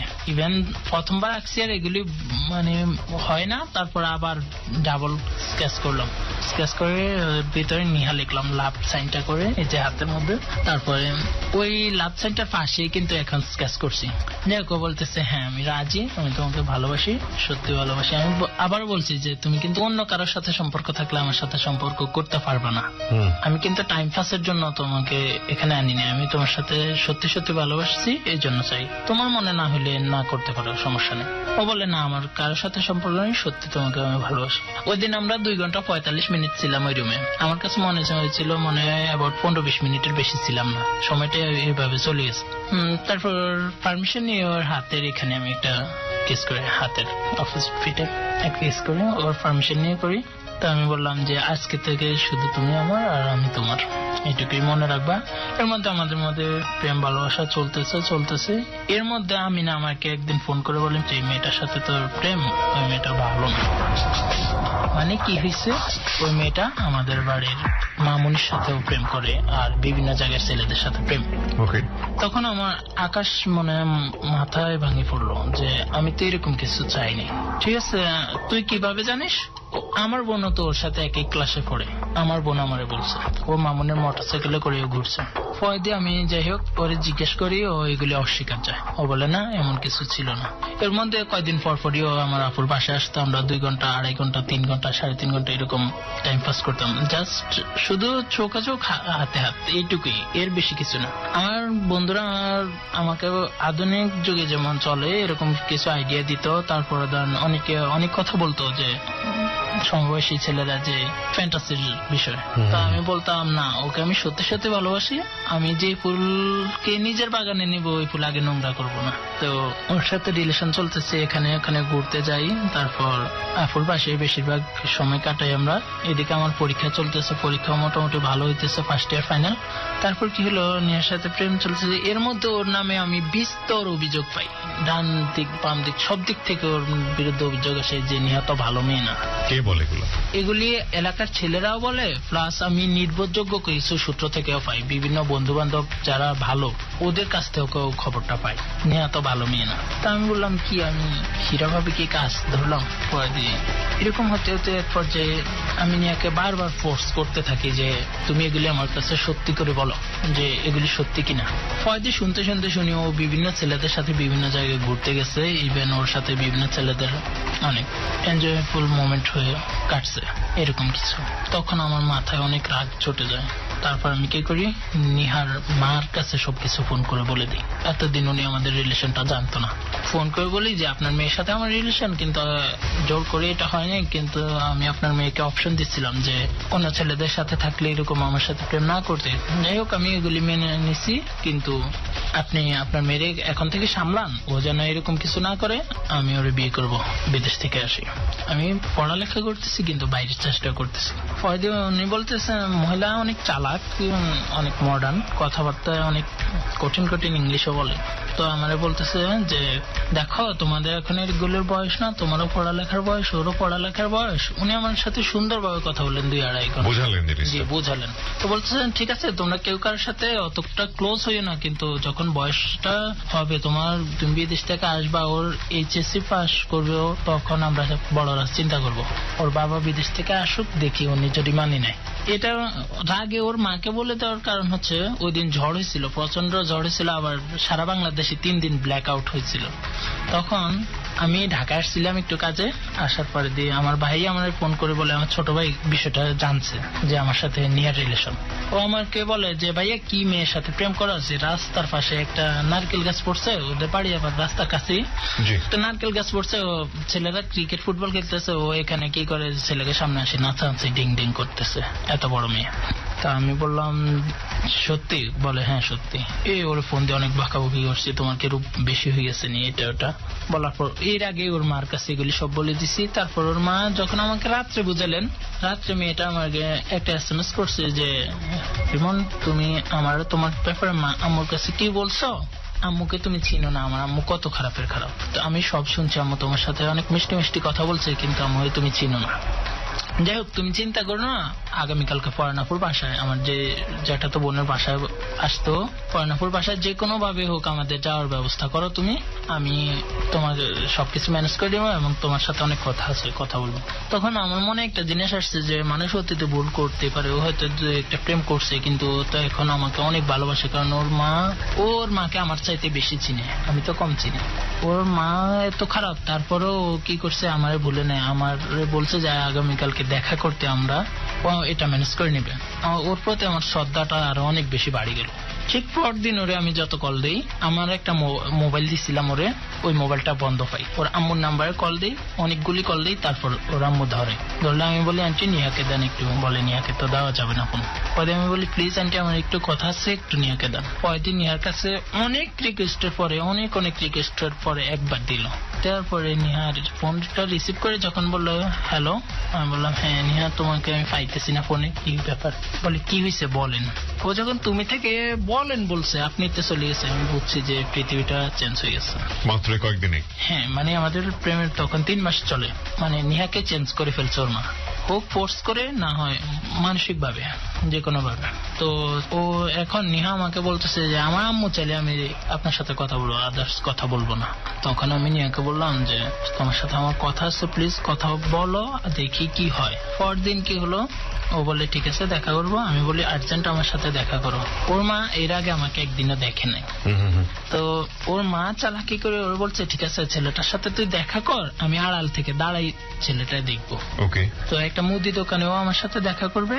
ও আসছে, ওর মা পাশের ফার্মেসিতে বসে রয়েছে, যে একটা ফার্মেসিতে। আমি ওই ফার্মেসিতে যাই, অনেকগুলি মানে ট্যাবলেট কিনে আনছি মনের কষ্টে, যে আমি আজকে সুইসাইড করব, সত্যি সুইসাইড করব, এরকম মনের কষ্টে অনেকগুলি ট্যাবলেট কিনে আনছি। বলছে ওর মা ওই দৃশ্যটা দেখতেছে। ও ওই ফার্মেসিতে ওর মায়ের সাথে দাঁড়াইছিল, আমি ওর মাকে আগে দেখছি কিন্তু চেহারা মনে নাই কারণ উনি বোরকায় মেকআপ করা ছিল। তো মুদি দোকানটার দিকে যাই, আমার সাথে কথা বললো ফার্মেসিটা থেকে যাই, আমার সাথে কথা বললো। তারপর আমি বলি তুমি আমার এত কষ্ট দিচ্ছ এই ওটা আমি এগুলি খেয়ে মরে যাবো। ও বলতেছে প্লিজ তুমি এরকম পাগলামি করো না। ও তখনও বলতেছে না যে আমার ওই দোকানে তোমায় দেখতেছে। ওই মহিলারে দেখলাম যে আমার দিকে এক নাগারে তাকাই আছে, দৃশ্যটা দেখতেছে উনি রোডের অপোজিট সাইড থেকে। তখন আমি বললাম যে তুমি আমার অনেক কষ্ট দিচ্ছ, আমি তোমার এই কষ্ট আমি সহ্য করতে পারবো না। তুমি এর মধ্যে নিহার মোবাইলে অনেক ওয়েটিং পাই, আমি বুঝি যে নিহা আমার সাথে অন্য ছেলেদের সাথে প্রেম চালাইতেছে, আমার মনে ধারণা আসতেছে। ফোন ওয়েটিং পাই, তো যখন বলি যে তোমার ফোন ওয়েটিং কেন, আব্বু ফোন দিছে। তোমার ফোন ওয়েটিং কেন, আমার একটা বন্ধু মেয়ে ফোন দিছে। তোমার ফোন ওয়েটিং কেন, এই হয়েছে ওই হয়েছে। তা আমি কিন্তু মনে মনে আমার খবর হয়ে যায় যে নিহা আরেকজনের সাথে বা আরো একাধিক জনের সাথে লাভ কন্টিনিউ করতেছে। তো আমি কি করলাম, ওরে এইসব কারণে আমি মনের কষ্ট বলতেছি আমি আজকে সুইসাইড করবো, আমি আর বাঁচার ইচ্ছা নাই তোমার কারণে। তারপর কি করলো, আমার অনেক রিকোয়েস্ট করলো, আমি ওর হাত ঝাড়টা দিয়ে ফেলে ওরে অনেক ইনসাল্ট করি, বলি যে তুমি চলে যাও এখান থেকে, আমার ব্যাপারে তুমি আর খোঁজ নেওয়া লাগবে না, এটা মনের কষ্ট বলি। কতক্ষণ নিরুপায় হয়ে বাইরে চলে যাও, আমাকে অনেক আটকানোর চেষ্টা করছে। বাইরে চলে গেলে ও ওই ফার্মেসিটাতে যাই ওই মহিলাটার সাথে কথা বলে 2-3টা। আমি তখনও জানি না মা যে ও মহিলার সাথে কথা বলে ও স্কুলের দিকে চলে যায়। আমি তখন কি করি, হাতে ট্যাবলেট গুলি আমি এক পর্যায়ে বলি যে সুইসাইড করলে জাহান্নামে যাব, কি দরকার, আমি দেখিনি আর সাথে আবার কথা বলি। ওই ট্যাবলেট গুলি মাছ বাজারে ওখানে ফালাই দিই। ফালাই দিয়ে ওই ফার্মেসিতে যাই দোকানের ছেলেটারে বলতেছি যে এখানে যে একটা মেয়ে ছিল ওকে দেখছো, আমি ওকে হারাই ফেলি, যে ওই স্কুলের দিকে যে চলে গেছে আমি আর দেখিনি। তখন ছেলেটা বলতেছে কোন মেয়ে, কত মেয়ে তো আসে। তো নিহার আম্মা আমার দিকে তাকাই রয়েছে, তখন উনি ওই ফার্মেসিতে বসা। তো আমি বলতেছি যে একটু আগে একটা মেয়ে আসছিল, নিহার আম্মারে আমি জিজ্ঞেস করছি একটা মেয়েকে দেখছেন, আপনার সাথে যে কি কথা বললো একটু। তো উনি বলতেছে যে না আমি দেখিনি। তখন আমি রাস্তা দিয়ে অনেক দূর দৌড়ে যাই, দেখি নিহা অনেক দূর স্কুলের গেটে চলে যায়। তখন আমি আর গেটের দিকে যাইনি, ওখানে গেলে বাড়াবাড়ি, এটা যে কেউ মনে করবে ইপটিজার, আর ইপটিজারদেরকে আমি সবসময় ঘৃণা করে আসছি, কাউরে ইপটিজিং করতে দেখলে আমি প্রতিবাদ করি। যাই হোক পর দিয়ে আর স্কুলে গেলাম না।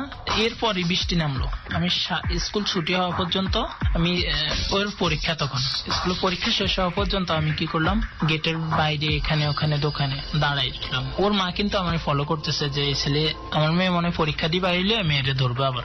উনি দাঁড়ায় রয়েছে গেটে। এখন আমি দেখি নিহা আসলো, পর দিয়ে পরীক্ষা দিয়ে বাইর হইলো, বাইর হয়ে যাই হোক নিহা ওর মায়ের সাথে দাঁড়ায় রয়েছে, সিএনজি পাইতেছে না, প্রচুর বৃষ্টি হইতেছে। আমি বলতেছি নিহা এইবার আমার বুঝতে আর দেরি হয়নি যে এই মহিলারও তখনও দেখলাম এখানে, এখনো দেখলাম স্কুল গেটে, এই নিশ্চয় নিহার মা। তখন আমি বললাম যে নিহা তোমার সাথে আমার একটু কথা আছে। এখন ওই মহিলা বলতেছে বাবা এখন কথা না, কথা বাড়িতে গিয়ে বলবো, তোমার সাথে ফোনে কথা বলবো, এখানে কোনো কথা নেই। আমি বলতেছি আপনি কি নিহার আম্মু? বলতেছে হ্যাঁ। তখন আমি বলতেছি আসসালামু আলাইকুম। বলতেছে ওয়ালাইকুম সালাম, তুমি এখন এখানে কোনো সিনক্রেট করো না, আমরা বাড়িতে যেয়ে কথা বলি। ফাইন, এখান থেকে আমি ফিরবো। প্রিয় শ্রোতা, আমরা 5 মিনিটের বিরতি নেব, ঠিক রাত 12টায় আবারও ফিরছি। আর যে কিবরিয়াকে আপনি শুনছেন মাসের শেষ যাহা বলিব সত্য বলিব অর্থাৎ জেবিএসবি আনসেন্সর্ড এপিসোডে আমাদের কাছে কনফেস করছে রিমন। জেবিএসবি আনসেন্সর্ড পেজে গিয়ে আপনি রিমনকে দেখতে পারেন। আমাদের পেজটির ঠিকানা www.facebook.com/JBSB Uncensored। স্পেলিংটা হচ্ছে JBSBUNCENSORED, that is called JBSB Uncensored। ফিরে আসছি ঠিক রাত 12টায়। Royal Tiger Drink presents JBSB Uncensored. Recharge yourself. Royal Tiger জয় করেছে বিশ্ববাজার। যুক্তরাজ্য ও সৌদি আরব সহ 21টি দেশ, 3টি মহাদেশের 40 কোটি ভোক্তার প্রিয় পানীয়। মনে রেখো, রয়্যাল টাইগার জিতবে, সুন্দর আগামীটা তারা গড়বেই। Royal Tiger drink, recharge yourself.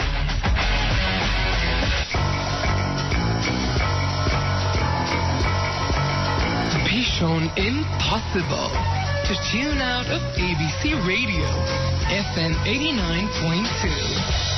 'Cause that's how we do it. Royal Tiger Drink presents JBSB Uncensored. Recharge yourself.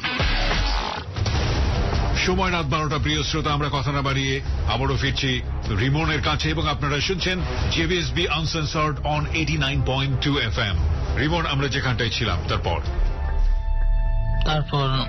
যখন নিহার ব্যাপারে সিনক্রেট করতে না করলো, জি সিনক্রেট করতে না করলো, তখন আমি একটা দোকানে ওনাদেরকে নিয়ে যাই।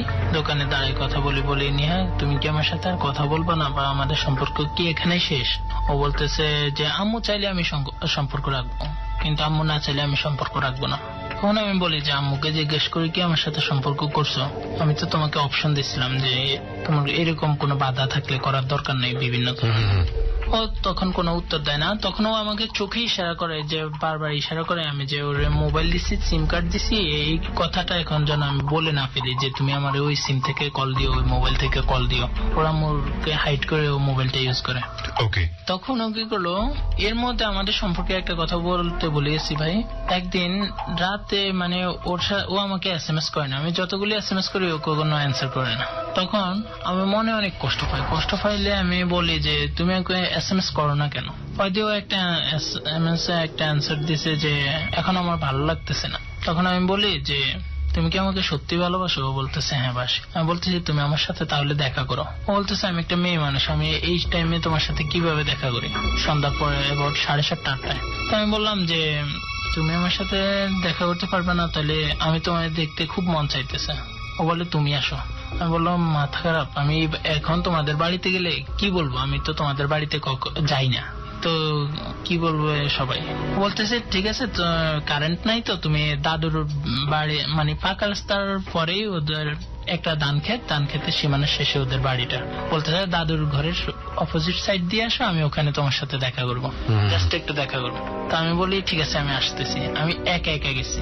যাওয়ার পরে ওর দাদুর ওই দিক দিয়ে যাইনি। আমি কি করছি, অন্ধকারে মানে হালকা চাঁদের আলো, মাটি দেখা যায় না, কিন্তু এমনিতে পারিপার্শ্বিক অবস্থাগুলি বোঝা যায়। আমি অন্ধকারে লাফ দিছি আর পাটা মস্কে গেছে ধান খেতে। লাফ দিয়ে তারপর কি করলাম, একবার মানে সাময়িক স্টাইলে অনেকটা নিচু হয়ে, কারণ সিএনজি বা মোটরসাইকেল গেলে ধান খেতে লাইটের আলোটা পড়লে রাস্তা থেকে যে কেউ দেখবে যে একটা ছেলে যাইতেছে এদিক দিয়ে। তখন আমি কি করলো, একবার নিচু হয়ে ওই বেড়ার আড়ালে আমি লুকাই রয়েছি। তখন ওরে আমি লুকাই SMS করতেছি, মোবাইল সাইলেন্ট মোডে রাখি। ও দেখলাম ওদের পিছনের ঘরের এখানে আসি, সিঁড়িতে ওর মা সহ বসে আছে। এমন টাইমে দুইটা ছেলে আসতেছে, আসি ওর মারে ঔষধ দিয়ে গেল, বললো যে কাকি আপনার ওষুধ বাজারে গেছিলাম যে। এখন আমি যে রাস্তাটার মোড়ে লুকাই রয়েছি, ওখানে ওই দিক দিয়ে ছেলে দুইটা যাওয়ার কথা, এবং গেলে আমাকে অবশ্যই দেখবে। এখন আমার মন বলতেছে যে আমি তো ভদ্রঘরের ছেলে, এখন যদি আমার এরা দেখে আমি কি উত্তর দেব? আমি এখানে লুকাই রয়েছি, আমি কি উত্তর দেব? সবাই তো আমার ভুল বুঝবে, হয় ভাববে চোর, না ভাববে খারাপ কোনো উদ্দেশ্যে নিয়ে আসছি। তখন আমি আল্লাহর কাছে প্রার্থনা করা ছাড়া আর উপায় নাই। এমন সময় আল্লাহ সহায় ছিলেন, ছেলে দুইটা অন্য পথ দিয়ে চলে গেছে। এখন ও আমার SMS করতেছে তুমি কোথায়? আমি বলতেছি আমি তোমাদের এই যে বেড়ার পিছনে লুকে আছে। মায়ের পাশে বসে SMS করতেছে, কানে হেডফোন, মা বুঝতেছে মেয়ে গান শুনতেছে। তো বলতেছে যে এবার তুমি কোথায়? কিছুক্ষণ পরে আমি বলতেছি আমি ঘরের পিছনে। ও বলতেছে কার? আমাদের না দাদার? আমি বলতেছি তোমাদের পাকঘরের পিছনে। বলছে অপেক্ষা করে আমি আসতেছি। আমি ওখানে লুকাই আছি। ও কি করছে, ওর দাদার জন্য তরকারি একটা বাটিতে নিয়ে বাইর হইছে যে আমু দাদার এইগুলি দিয়ে আসি। বাইরে হওয়ার সময় কাজের মেয়েরে বলছে যে আসেন বাইরের লাইটটা অফ করে দে। ওর মা তো অনেক চালাক, মা বুঝলো যে মেয়ে বাইরে গেছে ঘর থেকে, কিন্তু ও বলতেছে বাইরের লাইটটা অফ করে দিতে। মায়ের মনে একটা ডাউট ফিল হলো। তো মা যখন এটা বলছে, মেয়ে বুঝে নাই মা যে এটা বুঝে গেছে। মেয়ে হাতে মোবাইলের লাইটটা নিয়ে দাদির ঘরে গেল, গিয়ে ওইগুলি দিয়ে আসলো, দিয়ে এসে পাকঘরের পিছিয়ে আসছে। আর আমি কি করছি, আমি আবেগ সামনে রাখতে পারিনি, আমি ওর প্রচুর শক্তিতে জড়াই ধরছি। জয় ধরছে, ও বুঝছে আমি এখানে আছি। SMS ও আমার পজিশন বুঝে নিছে আমি যে বলছি, নাহলে তো ভয় পেয়ে চিৎকার দিত। ও আসার সাথে সাথে আমি ওরা জড়াই ধরছি। আর ও আমার বলতেছে হ্যাঁ ছাড়ো আম্মু, যদি বুঝি যায় সমস্যা হবে। তা আমি বলতেছি আমি তো ছাড়বো না, আমি তো নিয়ে যাবো। ভয় দিয়ে একটা আবেগঘন পরিবেশের সৃষ্টি হলো। তারপর আমি ওকে কিস করলাম, তারপরে জড়ে ধরে রাখছি, ছাড়ি না। ও অনেক জোরে জোরে শ্বাস নিতেছে, ইমোশনাল একটা মুহূর্ত। তারপর ও কি করলো, আমি বলিস তুমি কি সত্যি আমাকে ভালোবাসো, তাইলে আমার এত কষ্ট দাও কা? ও বলতেছে আমি আর তোমার কখনো কষ্ট দিব না, একটা কথা বলি তোমার, আমি চাঁদ এই রাত আকাশ বাতাস সবকিছু সাক্ষী করে বলতেছি আমি সত্যি তোমায় ভালোবাসি, আমি শুধু তোমার। তাই যাই হোক আমি ওর সাথে একটু চোখে দিয়ে পানি আসতেছে, আস্তে আস্তে কথা বলতেছি দুজন। 2 মিনিটের মতো ওখানে ছিলাম। তারপর ঘরের পিছন থেকে আমি বের হয়ে আসবো, আমার আগে ও বাইরে গেছে। দেখে ওর মা মানে ওই যে সন্দেহ করছে যে কাজের মেয়ে লাইট নিবাইতে বলছে, বন্ধ করতে বলছে, কাজে মায়ের সন্দেহ করি পিছন দরজা আসে দাঁড়িয়ে একবারে পুরো পুলিশ স্টাইলে দাঁড়িয়েছে। এখন মেয়ে যে পাকঘরের পিছ থেকে বাইরেছে, এখন মা বলতেছে কিরে এখানে কি ছিল? ও বলতেছে কি জানি পড়ছে, আমি দেখতে গেছি। মা বলতেছে নাকি কার সাথে প্রেম করতে গেছো। মা কিন্তু মেয়ের আগের ব্যাকগ্রাউন্ড হিস্ট্রি ওগুলি থেকে মা বুঝে যে মেয়ের চলাফেরা, কিন্তু আমি জানি না মেয়ের যে এরকম অন্যান্য ছেলেদের সাথে এরকম হয় আর কি। তো কি করলো, তুই কেন এখানে দেখা করতে, এখানে কার সাথে দেখা করতে গেছে? এখন মেয়ে বলতেছে কারোর সাথে না। মা বাজে ভাষায় মেয়ের বকাবকি শুরু করছে। মেয়ে লজ্জা পাইছে যে ও ছেলেটা তো ঘরের পিছন থেকে শুনতেছে মা আমার কি বলতেছে।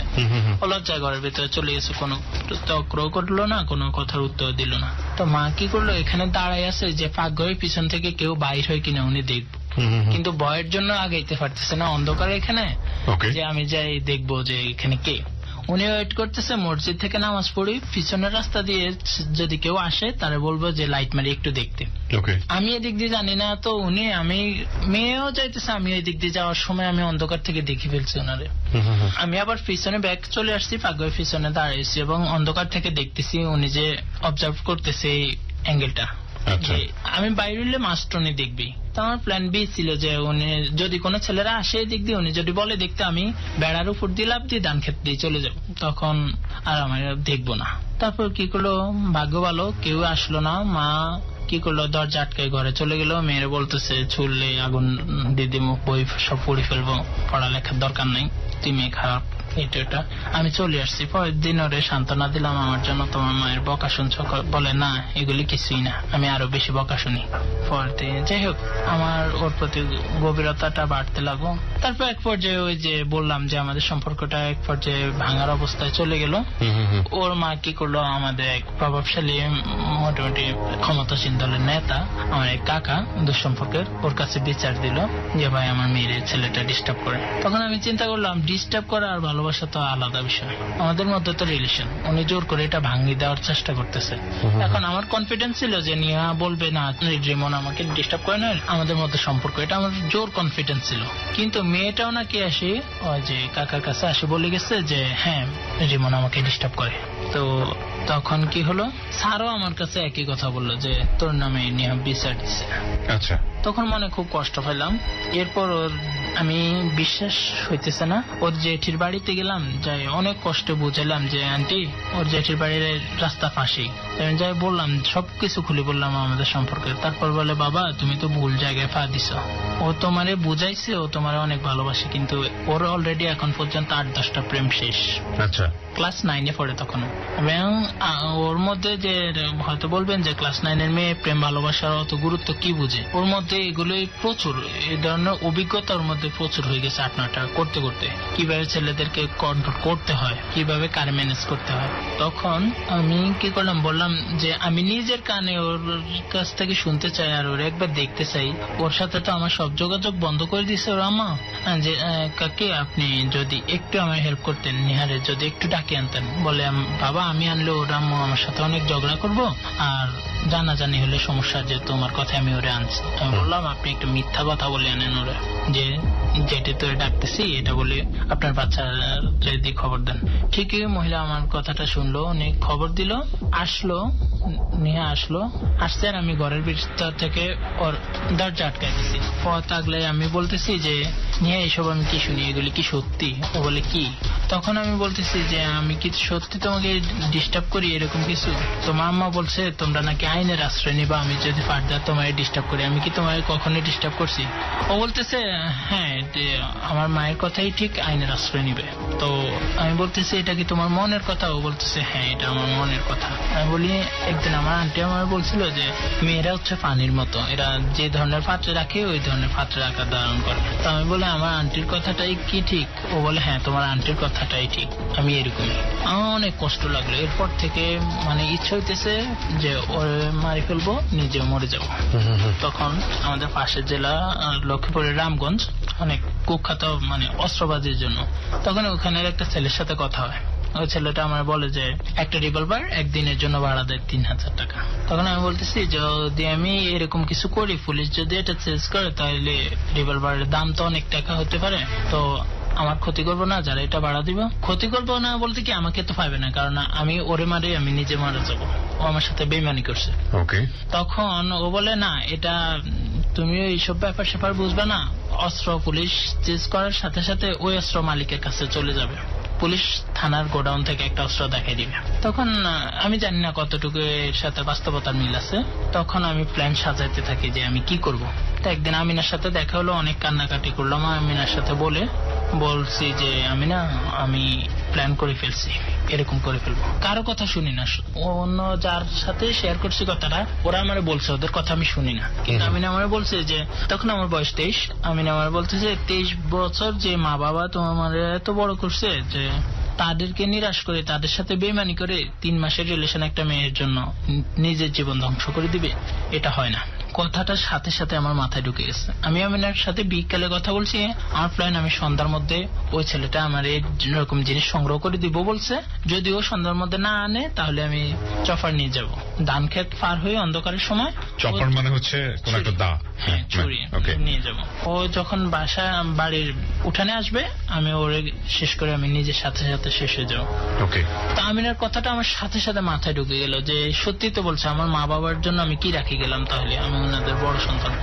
তখন নিজেকে ধৈর্য ধরলাম, এই প্ল্যান থেকে সরে আসলাম। তারপর ভাবলাম যে নিহারে মনে হয় মা বাবা অনেক চাপ দিয়ে এরকম করছে, আমি ওরে বোঝাই। তারপর বোঝাইতে অনেক চেষ্টা করলাম, অনেক বান্ধবীদের মাধ্যমে যোগাযোগ করলাম, এটা ওটা। বিশ্বাস করেন আমি এমন কোন বিনয় ওর কাছে করতে কুণ্ঠাবোধ করি নাই। অনেক নত হয়েছি, সরাসরি হাতে পায়ে ধরার সুযোগ পাই নাই, কিন্তু হাতে ধরছি অনেক, মানে হাতে ধরছি আর ও বলছে ডোন্ট টাচ। তখন আমার হাসি আসছে, কষ্টের হাসি, যে আমার সাথে এক রুমে এতক্ষণ থাকতো, যে আমার সাথে জয় করে থাকতো, মানে খারাপ কিছু কখনই করি নাই, সে কিনা এখন আমার বলে ডোন্ট টাচ। তখন আমি ওর সাথে অনেক বিনয় করছি যে আমার মনে হয় অনেক নিষ্ঠুর মেয়েরাও এতে কামব্যাক করবে, কিন্তু ওর কাছ থেকে আমি ওই ধরনের রেসপন্স পাইনি। যাই হোক আমি ওর আশা ছাড়ি দিলাম। আস্তে আস্তে নিজের শুধরাইতেছি, যে মনটা শান্ত করতেছি, কিন্তু মন শান্ত হয় না। প্রত্যেকটা রোজা রাখি, আমি রোজা রাখি, কিন্তু নামাজ ঠিক মতো পড়তে পারতেছি না। মানসিক অবস্থা অনেক খারাপ। তা মা দেখে, বাবা দেখে, সবাই দেখে সারাদিন আমি ঘুমাই, কিন্তু আসলে আমি ঘুমাই না, আমার একটু ঘুম নেই। আমার শুধু ওই চিন্তাগুলি আসে, মানুষ মানুষের সাথে এরকম বেইমানি করতে পারে, এরকম চিন্তাগুলি আসতে থাকে আমার ভিতরে। তারপর আস্তে আস্তে মন মানসিকতা ভালো হতে থাকে, খেলাধুলায় একটু মনোযোগ দিই, তারপরে বন্ধুদের সাথে একটু আড্ডা দিই, অবসর সময়ে পড়ালেখা লই ব্যস্ত থাকি। এর ভেতরে দিই ওই যে মামাতো ভাই মেজোটা বিয়ে করছিল, ওই ভাবির সাথে পরিচয় হয়েছে, ওর সাথে তো এখন আর কোনো যোগাযোগ নেই। মামাতো ভাই বড়টা আসছে আরব আমিরাত থেকে, এখন মামাতো ভাই বড়টা বিয়ে করবে, মেয়ে দেখতে যাবে। আমাদের ওখানে একটা গ্রাম আছে 16 দানা নাম, ওই গ্রামে মেয়ে দেখতে যাবে। তো দুপুরের পরে আম্মা বললো যে চল, তো আমি কি করলাম, বাধ্য হয়ে যাই। যাওয়ার সময় আমি জিজ্ঞেস করি মা কে কে যাবে, আম্মু সবার নাম বললো যে কে কে যাবে মেয়ে দেখতে, ওই যে ভাইয়ের বউয়ের নামও বললো ও যাবে। তখন আমি আবার ফিস নামলাম যে মা আমি যাব না, এই কারণে যাব না যে ও আমার অ্যাভয়েড করছিল, একবার আমি ইনসাল্ট ফিল করছি। তো যখন বললাম যে যাব না, তখন মা আমাকে অনেক জোর করে নিল। তো গেলাম, এদিকে ভাইয়া আমার একটা DSLR ক্যামেরা নিচ্ছে, ভাইয়া আমার বললো যে তুই প্রতিটা মোমেন্ট ক্যাপচার করবি, তুই আসতেই হবে। তো আমি গেলাম, যাওয়ার পরে দিয়ে ওই ভাবিটার সাথে নানুদের বাসায় আগে গেলাম। যাওয়ার পরে ভাবিটা পিছন দিক থেকে আসি বলতেছে কি অবস্থা ভাই, ভালো আছেন? তো আমি বললাম হ্যাঁ ভালো, আপনি তো অনেক বড় লোক মানুষ, আপনার তো অনেক দাম, গরিবের খবর কে রাখে? কয়দি বলে এইভাবে বলেন কে? এখনো আবার মোমের মতো গলি গেল একবারে। আমার মায়ের সামনে দিয়ে একবার গলা, সত্যি ভাই আপনার বাইরে নিয়ে অনেক কষ্টে ছিলাম, অনেক অসুখ ছিল, আমি 2-3 বছর শুধু ঢাকার বাড়ি দৌড়াদৌড়ি ডাক্তার দেখানো নিয়ে। মানে আপনার ওই ভাবিটা? হ্যাঁ, ওই ভাবিটা আমার বলতেছে। তো আমি যাই হোক কথা দিয়ে বললাম, ওর সাথে আর কথা বেশি একটা বললাম না। তো সিএনজিতে উঠলাম, সবাই মেয়েদের বাড়িতে মেয়ে দেখতে গেলাম, মেয়ে দেখলাম, ভাইয়াও মেয়েকে অনেক প্রশ্ন করলো, আমিও করলাম বিভিন্ন বিষয়ে। করার পরে দিয়ে এক পর্যায়ে এখন নিহার সাথে প্রেমের পরে আমার মধ্যে কিছুটা ধরেন ফিলিংস, রোমান্স, প্রেম, ভালোবাসা এগুলি অনেকটাই বুঝি, বাট সেক্স বুঝি না। ওটা আমি কখনো এটাতে ইনভলভ হয়নি, নিহার সাথে সম্পর্ক থাকাকালীনও হয়নি। অনেকে আমার বলছে আমি এই সুযোগটা নিইনি, যেহেতু একটা মেয়ের সাথে 2-2.5 ঘন্টা 3 ঘন্টা একটা রুমে ছিলাম, সুযোগ ছিল, কিন্তু আমি এই ধরনের কিছুতে ইনভলভ হয়নি। তারপর বললাম যে ভাবির সাথে, তখন আমি বললাম যে ভাবি মেয়ে কেমন দেখলাম, তো ভাবি বলল, হাসতেছে আর মানে ওই আগের মতো, আগে যেরকম ওই রকম, এটা হয়েছে ওইটা হয়েছে। তো আমিও কথা বলতেছি, এক পর্যায়ে আমি কি করলাম, ভাবির আমার মধ্যে আগের মতো চেঞ্জটা কাজ করতেছে কিনা আমি এটা আবার চেক করলাম। চেক করার জন্য আমি একটা রুমের মধ্যে ভাবিরে মানে খুব ক্লোজ ভাবে দাঁড়াই কথা বলতেছি, এমন সময় আমার মা রুমে আসলে আমি বললাম, মা মেয়ে দেখতেছি যে এই বিষয়ে ভাবির সাথে একটু কথা বলি, ওই রুমে যান। তো মা ভাবলো যে দাবর ভাবির কথা একটু, হ্যাঁ, মা চলে গেল অন্য রুমে। চলে যাওয়ার পরে আমি ভাবি একবার আমার দিকে খুব ক্লোজ ভাবে তাকিয়েছিল, চোখ রেখে, তখন একটু কিস হলো আর কি। তো তখন দেখলাম ও এটা আমার কোনো বাধা দিল না, শুধু বলিস কেউ যদি দেখতে, এটাই বললো। তারপর ওই দিন বিকেলে নানুর বাড়িতে যাওয়া হলো, ওই দিন নানুর বাড়িতেই থাকলাম, বাড়িতে ফিরে আসলাম না, ডিস্টেন্স অত বেশি না, 5 কিলোমিটার মতো। তারপরে কি করলো, সন্ধ্যায় ভাবির বাড়িতে গেলাম। একটা বিষয় একটু জানি, মানে আপনার থেকে তো ওনার বয়স বেশি ছিল নাকি? হ্যাঁ, অবশ্যই। ওকে, আমরা এখানে বিরতি নেব। বিরতি নেবার পর্যায়ে আপনাদের সবাইকে বলতে চাই, জেবিএসবি আনসেন্সর্ড এপিসোডে যদি আপনি আপনার জীবনের অপ্রিয় সত্যগুলো কনফেস করতে চান, it's a very exclusive episode. আমাদের এখানে আসতে হবে। আমাদের ফোন নাম্বারটি হচ্ছে 096113892892। আমি আবারও বলছি 096113892892। প্রিয় শ্রোতা, আপনারা শুনছেন বাংলাদেশের রেডিওর ইতিহাসে সবচেয়ে চ্যালেঞ্জিং রিয়েলিটি শো, যাহা বলিব সত্য বলিব, one of the biggest challenging, JBSB uncensored, যেটা প্রচারিত হয় প্রতি মাসের শেষ সপ্তাহে। আমরা ফিরে আসব ঠিক 4 মিনিট পর। Royal Tiger Drink presents JBSB Uncensored. Recharge yourself. 89.1.2.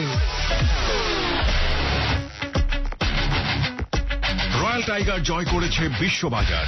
যুক্তরাজ্য ও সৌদি আরব সহ 21টি দেশ, 3টি মহাদেশের 40 কোটি ভোক্তার প্রিয় পানীয়। মনে রেখো, রয়্যাল টাইগার জিতবে, সুন্দর আগামীটা তারা গড়বেই। Royal Tiger drink, recharge yourself.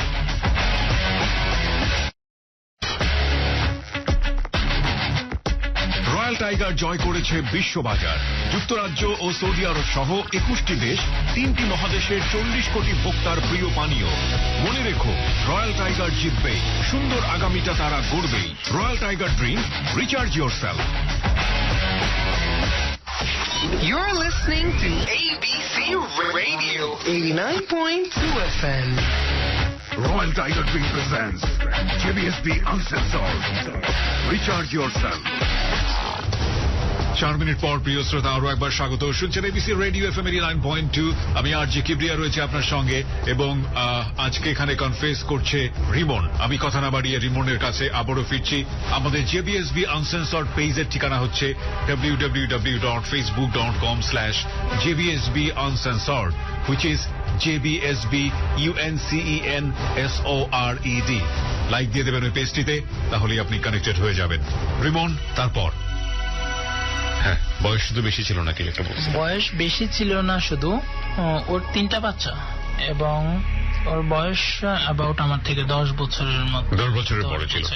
ঠিক আছে, হ্যাঁ। তো চলাফেরা অনেক মানে স্টাইলিশ ছিল, কথাবার্তা অনেক মধুর, অনেক স্টাইল করে কথা, মানে কথা দিয়ে এবং চলাফেরা দিয়ে সবার নজর কাড়ে। তারপর কি করলো, আমার সাথে কথা বলতেছে, একবারে কেস হলো। তারপর সন্ধ্যায় গেলাম ওদের বাড়িতে। ভাইয়ারা মেয়ে দেখে আসছে, কিন্তু কারো মেয়ে পছন্দ হয়নি। তো ওদের বাড়ি থেকে যাওয়ার পরে অনেক গল্প গুজব করতেছি, ওর শাশুড়ি আমার দেখলো। তারপর উনি ওনার মেয়ের ভাবির ছেলেটা হাফিজিয়া মাদ্রাসায় পড়ে। ছেলেটার বয়স 9-10, বড় মেয়ে ক্লাস 7-এ পড়ে তখন, আর ছোট মেয়েটা ক্লাস 1-এ পড়ে।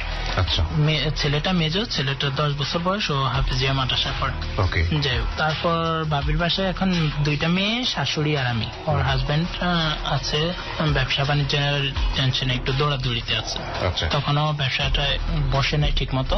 তারপর বাবির শাশুড়ি চলে গেল, আমার ওই দুঃসম্পর্ক মামি হয়, চলে গেল বাবির শাশুড়ি, ওই ঘর থেকে চলে গেল। তখন ভাবি আমার কি করলো, খুব রিকোয়েস্ট করতেছে ভাবির সাথে ভাত খাওয়ার জন্য। তো আমি বলতেছি না, আমি ভাত খাবো না। অনেক অনেক রিকোয়েস্ট করলো ভাত খাওয়ার জন্য। যখন রিকোয়েস্টটা এমন পর্যায়ে চলে গেল, এখন যদি এটা ইগনোর করি এটা ইনসাল্ট হয়ে যাবে। ওকে। তখন আমি বাধ্য হয়ে খাইতে বসছি, আর এর মধ্যে আমাদের চোখাচোখিও চলতেছে, লুকোচুরিতে আবার এক প্রকার কিসিং চলতেছে বাচ্চাদের চোখ ফাঁকি দিয়ে। ও আমার নিজের হাতে খাওয়াই দিতেছে। তখন আমার বুঝতে আর বাকি রইল না যে ও আমার দিকে কতটুকু দুর্বল হয়ে পড়ছে। তারপর আমি কি করলাম, আমি বলি আমি খাওয়াই দিই। তখন ও বলতেছে আমার বাচ্চারা দেখবে। তখন বাচ্চারা দেখে নাই, বাচ্চা খাটের অ্যাঙ্গেলটা থেকে দেখা যায় না, ওখানে পড়তেছিল। আমি ওকে 2 বার খাওয়াই দিছি। খাওয়াই দেওয়ার পরে এক পর্যায়ে আমাদের মধ্যে গল্প গুজব চলতেছে। গল্প গুজব বলতে কি, নিজেদের অন্তরঙ্গ কথাবার্তা চলতেছে। এক পর্যায়ে আমিও, এটা আমার অপরাধ, আমিও ওর ওকে ফাইন, আমরা এই পার্টটা একটু উজ্জ্বল রাখতে চাই। জি, এরপরে বলেন আপনি। তারপর কি হলো, আমাদের মধ্যে সম্পর্কটা হয়ে গেল। ও আমার এবার মোবাইল নাম্বার দিল, ইমো অ্যাড্রেস আছে, এরকম মোবাইল নাম্বার দিল। সবগুলি 2-3টা নাম্বার চালাইতো, সবগুলি নাম্বার দিল, মোবাইল নাম্বার। তারপর ওর সাথে আমার সম্পর্ক চলতেছে, প্রেম চলতেছে। এক পর্যায়ে ও আমাকে শিখাইলো যে ওরে কলিজা বলে ডাকতে, জান বলে ডাকতে। আর এর আগে আমি আপনি করে বলতাম, উনি তুমি করে বলতো আমারে। তারপর আমায় বললো যে তুমি করে বলার জন্য। তো আমি বললাম, মানে কলিজা আর জান এই শব্দ দুইটা ও আমার মধ্যে এমন করে ফেলছে যে এই দুইটা ছাড়া ওর ব্যাপারে আমার কোনো শব্দই বাইরিত না, কলিজা আর জান এই 2টা শব্দ। তারপর কি হতো, এবং অন্তর থেকে বাইরিত। ওর প্রতি আমি দুষ্টামের মধ্যে, ওই যে আমাকে যে হিজড়া বলছিল, এর থেকে আমার প্ল্যান করছিলাম ওরে আমি বুঝাই দিব যে আমি কি। কিন্তু এখান থেকে আমি ওর প্রতি সত্যি সত্যি দুর্বল হয়ে পড়ি। একটা বিষয়টা ভালোবাসার দিকে চলে যায়। তারপর তবে আমরা দুজনেই আমাদের সীমানা জানতাম যে আমাদের মিলন হবে না কখনো, বা এটা সমাজ বাস্তবতা সব দিক দিয়ে রিয়েলিটিতে এটা সম্ভব না। তো আমি বলতাম যে যত বাঁচিয়েছি ভালোবাসি যেমন, ও বলতে যে যতদিন বাঁচিয়েছি ভালোবাসি যেমন, আমার স্বামীর পরে তুমি আমার সব। স্বামীকেও যথেষ্ট ভালোবাসে, এটা আমার বুঝাইতো। তারপরে আমি কি করলাম, আমাদের মধ্যে সম্পর্ক চলতেছে। আমি মোটরসাইকেলের সন্ধ্যার দিকে বেশিরভাগ ঘুরতাম আমার এক ভাই সহ। ও আমাকে ফোন করলে বলতো যে কলিজা তুমি কই। আমি বলতাম কলিজা আমি মোটরসাইকেলে। ও বলতো আসো। আমি বলতাম না, তোমার শাশুড়ি মাইন্ড করবে, মানুষ মাইন্ড করবে। যে ছেলে 1 বছর 1.5 বছর নানার বাড়িতে যায় না, 2 দিন পর যায়, এটা সবাই মাইন্ড করবে না। ও বলতো যে কেউ মাইন্ড করবে না, আমার শাশুড়ি এগুলি মাইন্ড করে না। ওদের আমি এমন বিশ্বাস লাগাইছি, কেউ যদি বলে যে আমি কোনো ছেলের সাথে শুয়ে আছি, ওরা বিশ্বাস করবে না, ওরা আমার এত বিশ্বাস করে। তো আমি কি করলাম, বলতাম যে যদি কিছু হয়, না কিছু হবে না, আসল কথা হলো তোমার উদ্দেশ্য নাই আমার দেখার, আমার জন্য তোমার টান নেই, এভাবে আমাকে গিট লাগাইতো। তখন মোটরসাইকেলটা টান দিয়ে চলে যেতাম। কুয়াশা ছিল, অনেক ভালো লাগতো, মনে হয় মেঘভাসী, খুব রোমান্স কাজ করতো মনের মধ্যে। যাই নানুর বাড়িতে মোটরসাইকেলটা চাইতাম, যাওয়ার পরে দিয়ে শাশুড়ি কি করতো দেখতাম, মেয়েগুলির নিয়ে ডিপ টিউবওয়েল থেকে পানি আনার নাম করে বা পুরান বাড়িতে যাওয়ার নাম করে শাশুড়ি বাইরে যেত মেয়ে 2টা নিয়ে, আমি আর ওই ঘরে থাকতাম। এক পর্যায়ে আমাদের মধ্যে তখন শুধু যেটা বলে অশ্লীলতাটাই চলতো ভালোবাসার মধ্যে, তবে 100% সেক্সুয়াল ওটা না, এমনিতে নষ্টামিটা চলতো। ও আমার মানে এটার প্রতি, আমাকে এটার প্রতি ও আসক্ত করে ফেলে। এখন আমি এটার প্রতি আসক্ত হয়ে পড়ি। তারপর আমি 2 দিন পরে, 3 দিন পরে, 1 সপ্তাহ পরে, 15 দিন পরে যাই, এরকম যেতে যেতে এরপর আবার একদিন আমরা চাঁদপুর ঘুরতে যাই। ওর চোখে অসুখ, ওই সময় এর কিছুদিন পরে ওর বাবার বাড়িতে গেলে আমরা আবার চাঁদপুর যাই। এবার মেয়ে যায় না, আমি আর ও যাই। নভেম্বর 26 তারিখে ওই দিন ওর ভাই বিদেশ থেকে আসবে, সৌদি থেকে আসবে। 2টার দিকে ভাইকে এয়ারপোর্টে আনতে যাবে, বাবা আর 2 বোন যাবে। আর ও সকালে 8:30 9টার দিকে বাইর হই, আমরা চাঁদপুরে যাই, ঘুরি টুরি, একটা রেস্টুরেন্টে খাওয়া দাওয়া করি। তখন ওই রেস্টুরেন্টে খাওয়ার সময় আমি কি করি, ওই যে নিহার থেকে আমার একটা অভিজ্ঞতা হয়েছে যে নিহার কোনো প্রুফ আমার কাছে ছিল না। যখন আমার কেউ বলতো যে আমি নিহারে ডিস্টার্ব করি, তখন যে আমার নিহার মধ্যে সম্পর্ক কেমন ছিল এরকম প্রমাণ আমার কাছে ছিল না। একটা ভিডিও ছিল, কিন্তু আমি ভালো ভিডিও ছিল, কিন্তু এটা ডিলিট হয়ে গেছে। তো আমি কি করি, ফানির জগের সাথে মোবাইলের ফ্রন্ট ক্যামেরাটা অন করে রাখি। আমরা খাওয়ার খাওয়ার শেষে আমরা অনেকগুলো চকলেট নিয়েছিলাম, অনেক কিছু নিয়েছিলাম। এটা কার সঙ্গে করেন আপনি? এটা ভাবির সাথে। হ্যাঁ, এবং ওরে বলিয়ে দেখাইয়ে আমরা হাসতেছি আর ভিডিওটা করতেছি। তখন ও আমায় বলে যে দুষ্ট তুমি ভিডিও করো কি জন্য? তখন আমি বলতেছি যে তো যখন তুমি আমার থেকে দূরে থাকবা তখন আমি ভিডিওটা দেখবো, আর যদি আমার সাথে বেমানি করো তোমার জামাইরে দেখাবো। এটা বললে ও হাসে আর বলে তোমার মার দিয়ে বক্তা বানাবো। তারপরে কি হলো, আমরা এই চকলেট গুলো খাইতেছি, ও আমার সাথে লিপ কিস করতেছে, অনেক কিছু আমাদের মধ্যে ভিডিও করেন। জি, ওইগুলো টোটালি ভিডিও। হ্যাঁ, ওর ইচ্ছাতে ওর সামনে দিই, ও হাসতেছে ভিডিওর দিকে তাকায় আর হাসে, তাকায় আর হাসে। তো যাই হোক এগুলি করার পর দিন এর মধ্যে ওর বাড়িতে গেলে যেদিন যাই, যে 2 দিন যাই, 2 দিন আমি একটু ছোট ভিডিও করি, ওর ইচ্ছাতে ভিডিওটা করি। তো যাই হোক এগুলি শেষ হয়, আমরা চলে আসি, ওর বাবার জন্য যায়। মাঝে মধ্যে আমার অনেক কষ্ট দেয় এর মধ্যে, যে ওর সাথে আমার এমন নেশার মতো হয়ে যায় যে ওর সাথে দিনের মধ্যে 8-10 বার কথা না হলে আমার নাই হইতো, ভাল লাগতো না। তো ও আবার এক এক সময় যখন আমি কোনো বেশি গুরুত্বপূর্ণ কাজে থাকতাম, ফোনটা ইম্পর্টেন্ট ছিল না, ওই যে নেশাটা থাকতো না, তখন ও আমার ওই দিন আবার বেশি বেশি কল দিত। এর মধ্যে যাই হোক ওর আমার সম্পর্ক তো চলতেছে, ও আমার মাঝে মধ্যে কষ্ট দেয়, ফোন রিসিভ করে না মাঝে মধ্যে। তখন আমি বললে ও বলে যে ব্যস্ত ছিলাম, এই ছিল, সাইলেন্ট ছিল, ফোন অন ছিল না। এর মধ্যে ওর বাপের বাড়িতে আমি 2 দিন যাই উঠি, যে ও আমার ফোন ধরে না। তখন আমার কাছে লাগে কি, তুমি সম্পর্ক না রাখলে না রাখবে, ইনসাল্ট করো কি জন্য, ফোন রিসিভ করো না কি জন্য। তখন ও আমার বোঝায় যে এরকম আমি ফোন ধরতে সমস্যা ছিল এটা। তো একদিন আমি যাই দেখি ওর বুকের উপর মোবাইলটা পড়েছে, মোবাইলটা ফ্লাইট মোড করা। আমি ভাবছি ও আমার রাতে ফোন দিয়ে বলছে যে আমি সকালে তোমার সাথে অবশ্যই কথা বলবো, কিন্তু আমি 2 দিন ওর কল দিয়ে মনে হয় 150 থেকে 200 কল দিছি, ও রিসিভ করে না। তখন এরপর দেখি আর কলই ঢুকে না, আমি ভাবছি ওর কোনো বিপদ হয়ে গেছে কিনা। ওর বাবার বাড়িতে যাই, আমি কি করছি, আমি ওর দেবর জানে, মামাতো ফুফাতো দেবর, এই কারণে বাবার বাড়ির মানুষ অতটা মাইন্ড করে না। আমি যাই, যখন দেখি ওর বুকের উপর মোবাইলটা অন অবস্থায় পড়ে আছে, আমি তখন বললাম যে পৃথিবীর সবচাইতে বড় বেঈমান আর বিশ্বাসঘাতক তুমি, এটা বলে আমি বাইরে চলে আসছি। ও বলে ওই চাও বলবো জায়গা। পর দিয়ে আমি ঘরে শুয়ে রয়েছি, মন খুবই খারাপ। এর মধ্যে ও আমার এত কষ্ট দেয়, আমি মাঝে মাঝে আত্মহত্যা করার জন্য আমি 3 বার স্লিপিং ফিল খাই। বাট আমি ঘুরে পড়ে যাই মাঝে মধ্যে, মানে ফিলটা খাওয়ার পরে আমি দিনে 2 বার 1 বার ঘুরে পড়ে যাই, আঙ্গুলটাতেও চোট আছে পড়ে। আপনি সুইসাইড করতে চেয়েছেন? হ্যাঁ, মানে ও আমাকে এত কষ্ট দিছে, কষ্টটা কিরকম ছিল, মানে আপনি আরো একটা বড় কষ্ট দিছে ও আমারে। ওটা আমার মাথায় যখনই আসে, যখন চোখের সামনে বসে, তখনই আমার আত্মহত্যা করতে মনে হয়। ফাইন, কষ্টটা কি ছিল, মানে আপনি যখন চাইতেন তখন পাইতেন না? না, যখন চাইতাম তখন পাইতাম না, এমন কোনো কথা না। ও মাঝে মধ্যে ওর অ্যাক্টিংটা বদলে যেত, আমি তখন বুঝে যাই যে ও অন্য কারোর সাথেও মনে হয় এইসবে আছে। আচ্ছা, ওকে। তখন একদিন ওর জামাই ঢাকা যায়, আমি আর ও দুজনে মিলে প্ল্যান করি যে ওর জামাই ঢাকা গেলে আমরা দুজন একসাথে থাকবো একদিন রাতে। যখন প্ল্যান করি যে ওই দিন আমার মনে ইচ্ছা ছিল যে আমি ওর এত বিশ্বাস অর্জন করবো, আমার বলছে যে আদরগুলি করতে দিব ওইগুলি করবা, ওই বাড়তি কিছু করবা না। ও আমার বলছে আমি না দিলে করবা, না দিলে করবা। তখন আমি ভাবলাম যে ওর বিশ্বাসটা আমার অর্জন করা দরকার। তখন আমি যাই, সারাটা পথ ওর সাথে আমার কথা হয়। রাস্তার মধ্যে হিন্দুদের শ্মশান 4-5টা, ওর স্বামী তো ঢাকায় গেছে, লঞ্চে আছে। তারপর ও আমার ফোনে বলতেছে যে শাশুড়ি আর মেয়েটা উঠে যাইতেছে না ঘর থেকে। হ্যাঁ, ওদের শাশুড়ি ঘরে বড় মেয়ে শুইতে যাইতেছে না, এখন কি করব? আমি বলছি জানো আমি তো চলে আসছি, এখন আমার তো ফিরে যাওয়া সম্ভব নয় তাড়াতে। নানুদের এলাকাটা অনেক রুরাল এরিয়া, ওখানে ধরেন রাত 9টার পরে গভীর রাতের মতো হয়ে যায় অবস্থা।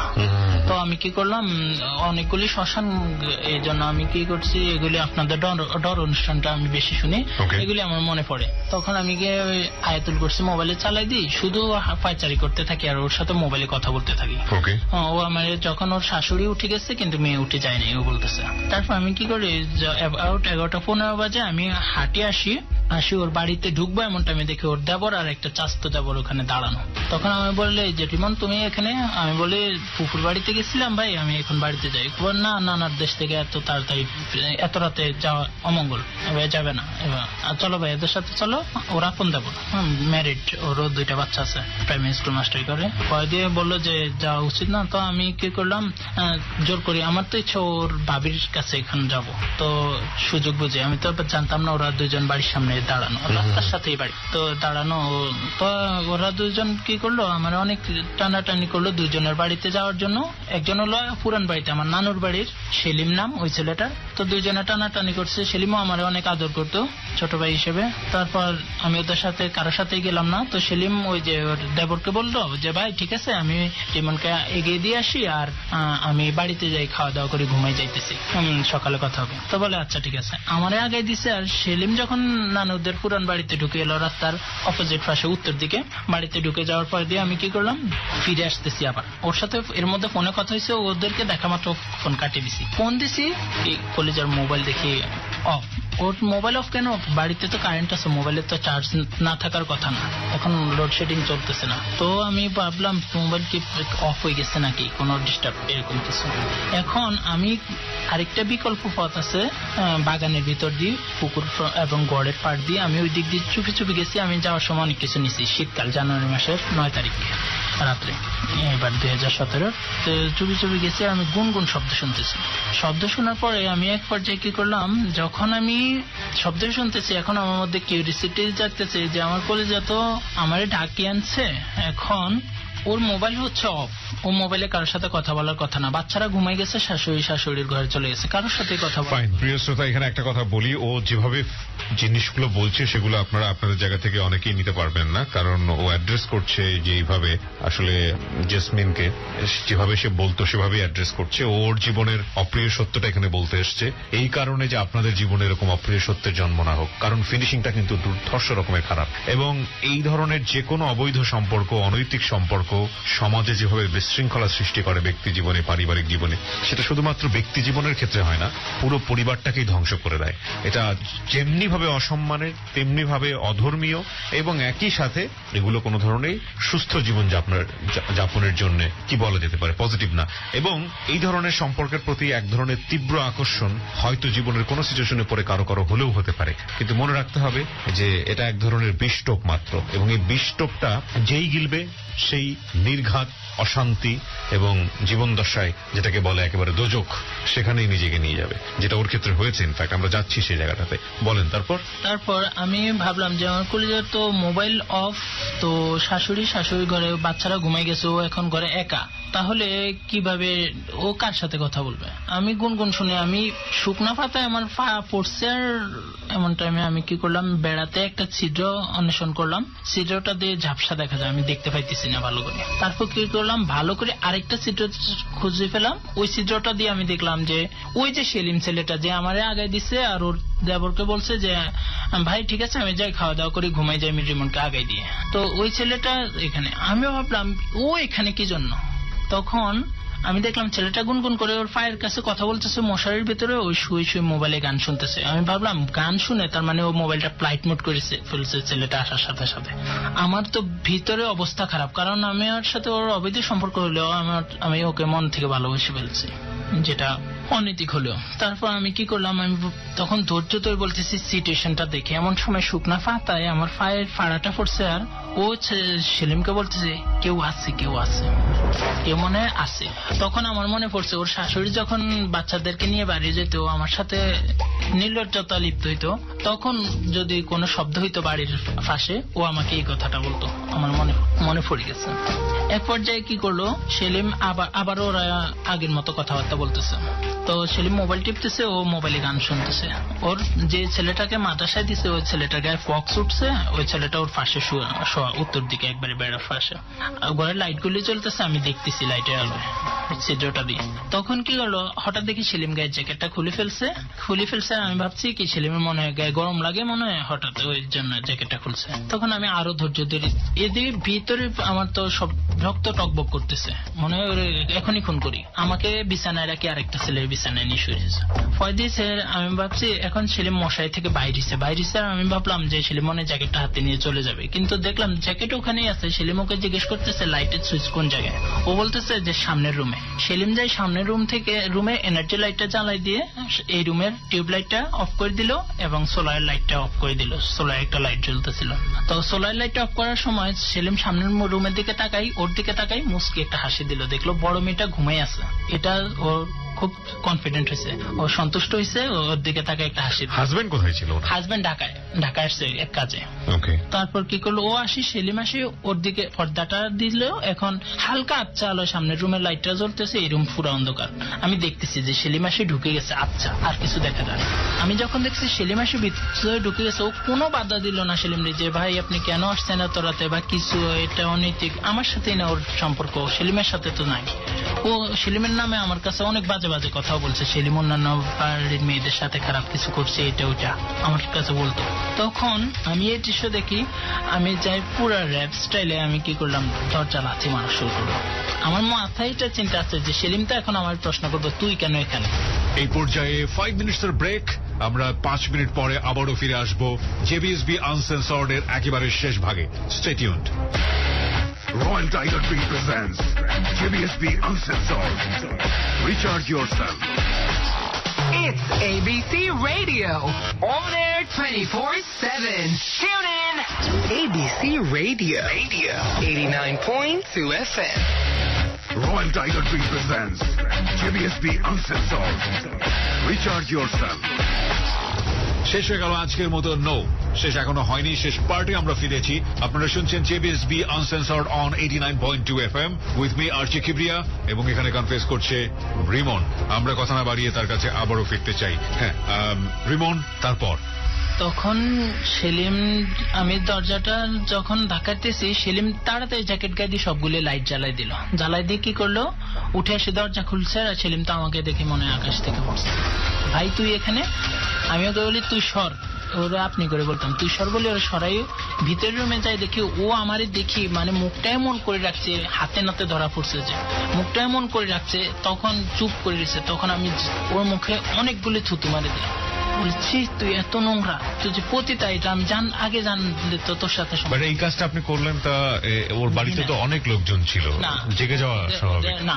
জেগে যাওয়াটা স্বাভাবিক না, এই কারণে ওর শাশুড়ি একা ঘরে ঘুমায়, মাঝখানের ঘরটা ওর শাশুড়ির, ওই বাড়িতে 3টা ঘর, অপোজিট সাইডে হিন্দুরা থাকে। হিন্দুরা সাধারণত মুসলমানদের চিল্লাচিল্লি শুনবে, রাতে আসে না, ওরা ওদের মতো থাকে। আর লাস্টের ঘরটা ওর ওই দেবরের, যে দেবরটা স্কুলে শিক্ষকতা করে, তো ওই দেবরটা ওর বাড়িতে, ও নাকি ওর ফ্যামিলির সমস্যা, ওর বউ কন্ট্রোল, ওর বউর কারণে এদের জালে জালে সমস্যা, তাতে কোনো সমস্যা হলে ও আসবে না। তারপর কি করলো, বড় মেয়েটা সামনের রুমে ঘুমাইছে, কিন্তু এই যে চিল্লাচিল্লি, বড় মেয়েটা জাগন, কিন্তু বড় মেয়েটা ঘুমের ভান ধরে রয়েছে লজ্জায়। আচ্ছা, এটা আপনি পরে বুঝতে পেরেছেন? আমি পরে বুঝতে পারছি। বড় মেয়ের বয়স কত ছিল? বড় মেয়ের বয়স ক্লাস 8-এ, এবার উঠার কথা, এবারও 7-এ। চিন্তা করে দেখুন, ও যেহেতু পুরো বিষয়টা বুঝতে পারে, ওর জন্য কতটা, ওর ব্যক্তিত্ব বিকাশের জন্য কতটা নেগেটিভ এই বিষয়টা, বলুন। তারপরে কি হয়েছে, আমি যখন ওর মুখে থুতু মারছি, ও বলতেছে, এখন সেলিমের সামনে দিতে ও বলতে পারে না যে আমাদের সম্পর্ক আছে, ও আমার ভাই ভাই করে কথা বলতেছে। ভাই আপনি যেটা মনে করতেছেন আসলে এটা না, তুই আমাকে আর এগুলি বুঝাস না, তুই এটা পতিতা, তুই এটা আমার প্রমাণ দিস। আমি হাতে নাতে সব ধরছি, আমি সব দেখছি, আমি সব বর্ণনা দিলাম যে আমি এরকম দেখছি, তুই ওকে কোনো বাধা দাস নাই, ও লাইট নিভাইছে, তোর দিকে তাকে হাসছে, কম্বলে ঢুকে গেছে, শীতকালের দিন এক কম্বলের ভিতরে ঢুকে গেছে, তুই কোনো বাধা দাস নাই। তার মানে কি তোদের উদ্দেশ্য খারাপ? অবশ্যই ছিল। এটা আর বলি না যে আমারে ডাকছ, এগুলি বলি না ওর সামনে দিয়ে, আমি এখনো ধৈর্য ধরে এসেছি, আমার কথাগুলি বলি না। তারপর আমি সেলিমরা বলতেছি, বতু ভাইয়ের কাছে তোর মুখোশ আমি ফাঁস করবো, আর তুই দেখিস, তো পারলে 2জন মিলে আমার এখানে মারি গুম করে ফেল, এটা ধামা চাপা দেওয়ার জন্য। ও বললেন তোর যে চিন্তা, আমার এরকম নেগেটিভ চিন্তা নাই, তো ভাই এরকম কিছু উদ্দেশ্য না। আমি বলি তাহলে রাত্রে 11:30টায় তুই আরেকজনের জামাই নেই বাড়িতে, তোর বিছানার ভিতরে ঢুকলি কি জন্য? তারপর কি হচ্ছে, ও কি করলো, ওরে আমি 4-5 বার থুতু মারলাম। এখন ও আমার পায়ে লাফ দিয়ে আসি পড়তেছে, আমি এগুলি নিয়ে চিল্লাচিল্লি করতাম না, বাড়াবাড়ি করতাম না। এদিকে সেলিম কি করলো, উঠানে যাই, কি করলো, ওই যে দেবরটাকে নিয়ে আসলো, সে বলে আমার আর ভাবির নামে। আমি বলতেছি যে তুই তো বাড়িতে চলে গেছো, তুই না ওর কাছ থেকে বিদায় নিস, বাড়িতে চলে যাও, খাওয়া দাওয়া করে ঘুমাই, তাহলে তুই আবার রিটার্ন আসলি কি জন্য? আমি তোর সন্দেহ হয়েছে, এই জন্য আসছি। এটা বলার পর দিয়ে এটা তো বলতে পারি না যে ওর ভাবি আমাকে ডাকছে। ও বলতেছে, ও আমার চোখে এর মধ্যে দিয়ে, ও আমার কাছে মাপ চাই, এর মধ্যে ইশারা বলতেছে আমাদের মধ্যে যে সম্পর্ক আছে এটা এখন আমি রাগের মাথা ফ্ল্যাশ না করি। তারপর দিয়ে ওর দেবর আসলো, আসার পরে বলতেছে তুই না চলে গেছো? আমি ভাই আপনি আগে ওইটার বিচার করেন, আপনার ভাবির কাছে কি করে না বিদায় নিয়ে চলে গেছে। এই আমার সাথে তর্ক বিতর্ক আমার বোঝানোর অনেক চেষ্টা করে, দুজনে মিলে, আমি বুঝি না, ওই চিন্তা করে ওর বাড়ির মান সম্মান, এই জন্য যা হওয়ার ওর ভাইয়ের কাছে বলবে, কিন্তু আমি চিল্লাচিল্লি করতাম না, কিন্তু আমি তোর আগে প্রচুর চিল্লাইতেছি। ফয়দি কি করলো, সেলিম কি করলো, জুবাইর ফোন দিল দুবাই কি করলো, আবার দেবরটাও ফোন দিল। সেলিম নিজে ভালো সাজার জন্য ফোন দিল। তারপর আমি কি করলাম, ওর কাছে আমার একটা সিম কার্ড ছিল নতুন, ওর কাছ থেকে আমি সিম কার্ডটা নিয়ে আমি সোজা আমার মনের কষ্টে অনেকবার থুতু মারছি ওর মুখে, মনের কষ্টে আসি নানুদের বাসা চলে আসছি। এত রাতে আমি আর রূপসা আসা সম্ভব না। তখন আমি কি করলাম, মামির জড়াই ধরি, মামি বলে মিলল না এত রাতে কোথা থেকে, আমি মামির জড়াই ধরে বিলাপ দিয়ে কান্না শুরু। মামি আমি অনেক জীবনে ভুল করছি, এই যে জেসমিনের সাথে আমার এই সম্পর্ক হয়েছে, ও আমার এরকম হিজড়া বলে পুরুষ সত্য নাই বলে এগুলি বলে আমার এই সম্পর্কে জড়াইছে। তারপর এখন ও আমার ডাকি, আমার রাতে বিছানায় ডাকি, সেলিমকে নিয়ে শুয়েছে। আমি সব দেখছি, মামির কাছে সব সত্যি কথা বলে দিছি যা যা হয়েছে। বলে দেওয়ার পর মামি আমার সান্ত্বনা দিতেছে, বাবা ভুল মানুষই করে, ঠিক আছে তুই এই বুড়া মহিলা, তুই মানে একটা আমাকে আমার মনে একটা ঘৃণা আনার জন্য যে এর সাথে তুই কেন এগুলিতে জড়াইলি, এরকম পাপ, ও রাতে কি পাপ করে আমরা তো জানি না, দিনে তো দেখি ভালো, রাতে কারে ডাকে তা তো জানি না। কয়েকদিন মামিতে সব বলার পরে ও আমার এখন শুধু ফোন দিতেছে একের পর এক ফোন। এখন তুই আমার ফোন দিস, সেলিম আসছে বিজনেস হয়েছে আর তুই আমার কি করছ, আমার এই যে আমার ফোন ফ্লাইট মুড করে রাখছ, এখন তুই আমার ফোন দিস, এইসব বলতেছি, তুমি আমার বাঁচাও, তুমি আমার বাঁচাও, বলছো তুমি আমার বাঁচাও। আমি বলতেছি, আমি লাউড দিয়ে আমার মামিরে শুনাইতেছি, আমার মামি তোর কথা শুনতেছে, মামিরে সত্যি শুনাইতেছি। ও বলতেছে যে কলছা তুমি আমার বাঁচাও, ও আমার ঢাকা থেকে লঞ্চের থেকে শুধু ফোন দিতেছে। তখন আমি বললি না আমার পক্ষে সম্ভব না, তুই যা খুশি তা কর, আমি এগুলি সব তোর সব ধ্বংস করে দিব, তুই আমার সাথে বেমানি করছো। তো ফয়দিও বলতেছে কলছা তুমি আমার বাঁচাও, আমি কি করতাম আমার সংসার বাঁচাও, আমার বাচ্চাদেরকে বাঁচাও, আমি আত্মহত্যা করবো। ঠিক আছে তুমি যাতে আমার বাঁচাইতে না, আমি আত্মহত্যা করবো। আমি গেলাম মামির কাছে, বলি যে মামি এ তো কিছু একটা ঘটাই ফেলবো। হ্যাঁ মামি বলতেছে এখন কি তুই রাতে যাবি, কেউ দেখলে তো তোর বদনাম হইব। তো আমি বলতেছি মামি হইলে হোক, যা হওয়ার আজকেই হইব, আমি যাব। আমি উঠে গেলাম, উঠে যাওয়ার পরে ওরে আবারও যাই থুতু মারলাম মুখে। আমি এটা মানিয়ে নিতে পারতেছি না। ও বলতেছে আমার ভুল হয়ে গেছে, ওর খারাপ উদ্দেশ্য ছিল হয়তো, আমার ছিল না। আমি বলি তুই কি বলিস, তুই রাতে তোর গভীর রাতে সবার লক্ষ্যে একটা ছেলের বিছানা একসাথে এক বিছানায় শুয়াইতেছ, পাশে দিয়ে শুয়াইছ, তুই বলস ওর খারাপ উদ্দেশ্য ছিল, তোর ছিল না। পরে আমি এটা মানিয়ে নিতে পারি না। এক পর্যায়ে ও কি করলো, আমার বহুবার পায়ে পড়তেছে, ওর জামাই ফোন দিছে, আর তখন ফোনে ওর জামাই বলতেছে যে দরজা জানালা ঠিক মতো আটকাইছো কিনা। ভাইয়ের কাছে কিন্তু ফোন দিয়ে দিছে ছোট ভাই, বলতেছে হ্যাঁ কি হয়েছে, তাহলে ঘরে কুকুর ঢুকছে কিভাবে, কোন বলে কি কুকুর, কে খারাপ ভাষায় গালাগালি, হ্যাঁ যে তোর সাথে আমি তো কালকে তোকে এনজয় করে আসলাম, তুই এখন কেন আর দুইটা কুকুর ঢুকাইছ ঘরে, আমার কথা আর ওই সেলিমের কথা। তখন আমি এগুলি শুনতেছি, তখন ও অনেক বউরে গালাগালি করে। ও বলতেছে তুমি ডাক্তার দেখো, তুমি তোমার কাজ সারো, আসো বাড়িতে আসো, তারপর সব শুনবো। ওর জামাই তো এগুলি শুনে না। ফয়দি এক পর্যায়ে চিল্লাচিল্লি করতেছে, রাতে আমি কানতেছি ওর ঘরে, আমি ও আমার সব বুঝাইতে চেষ্টা করে, আমি বুঝি না, আমি প্রচুর কানতেছি, মানে ভালোবাসায় যে ধোকাটা খাই গেলাম এজন্য আমি প্রচুর কান্না করতেছি। ও আমার জড়াই ধরছে, কলিজা আমারে মাফ করে দাও, আমার বলে গেছে তুমি আমার এখন বাঁচাও। আমি আবেগে আবার পড়ে গেলাম। আবেগে পড়ার চাইতে বেশি পড়ছি যে ওর বাচ্চাগুলি আমার বাঁচাইতে হইব, সংসারটা আমার বাঁচাইতে হইব, ওই বাচ্চা তিনটার ভবিষ্যৎ কি হবে ওর স্বামী যদি ওরা ছাড়ি দেয়। তারপর কি করলাম, আবেগে জড়াই গেলাম। ওই দিন রাতে আমরা দুজনটা জড়াই অনেক কান্না করছি। তারপর রাতে আমাদের মধ্যে ফিজিক্যাল রিলেশন হয়। ওর মেয়ে কিন্তু জাগন, আমি বুঝছি সকালে যে মেয়েটা এত হইহট্টগোল হয়েছে ঘরের মধ্যে, মেয়েটা তো ঘুমানোর কথা না, ছোটটা মানলাম ঘুমে, ক্লাস 8-এ পড়ে আমি, কিন্তু ঘুমানোর কথা না।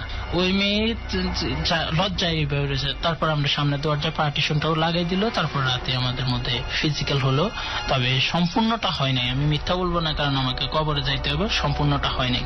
তারপর ফিজিক্যালি যা হয়েছে অনেক বেশি হয়েছে। যাক আমি মনে সান্ত্বনা দিই যে আজকে ওর মুখ থেকে আমি বাহির করতে পারছি আমি কেমন। যাই হোক, তারপরে আমাদের মধ্যে সম্পর্ক চলতে থাকে। এক পর্যায়ে ও আমার যখন কষ্ট দেয় তখন আমি সম্পর্কটা বাদ দিতে চাই।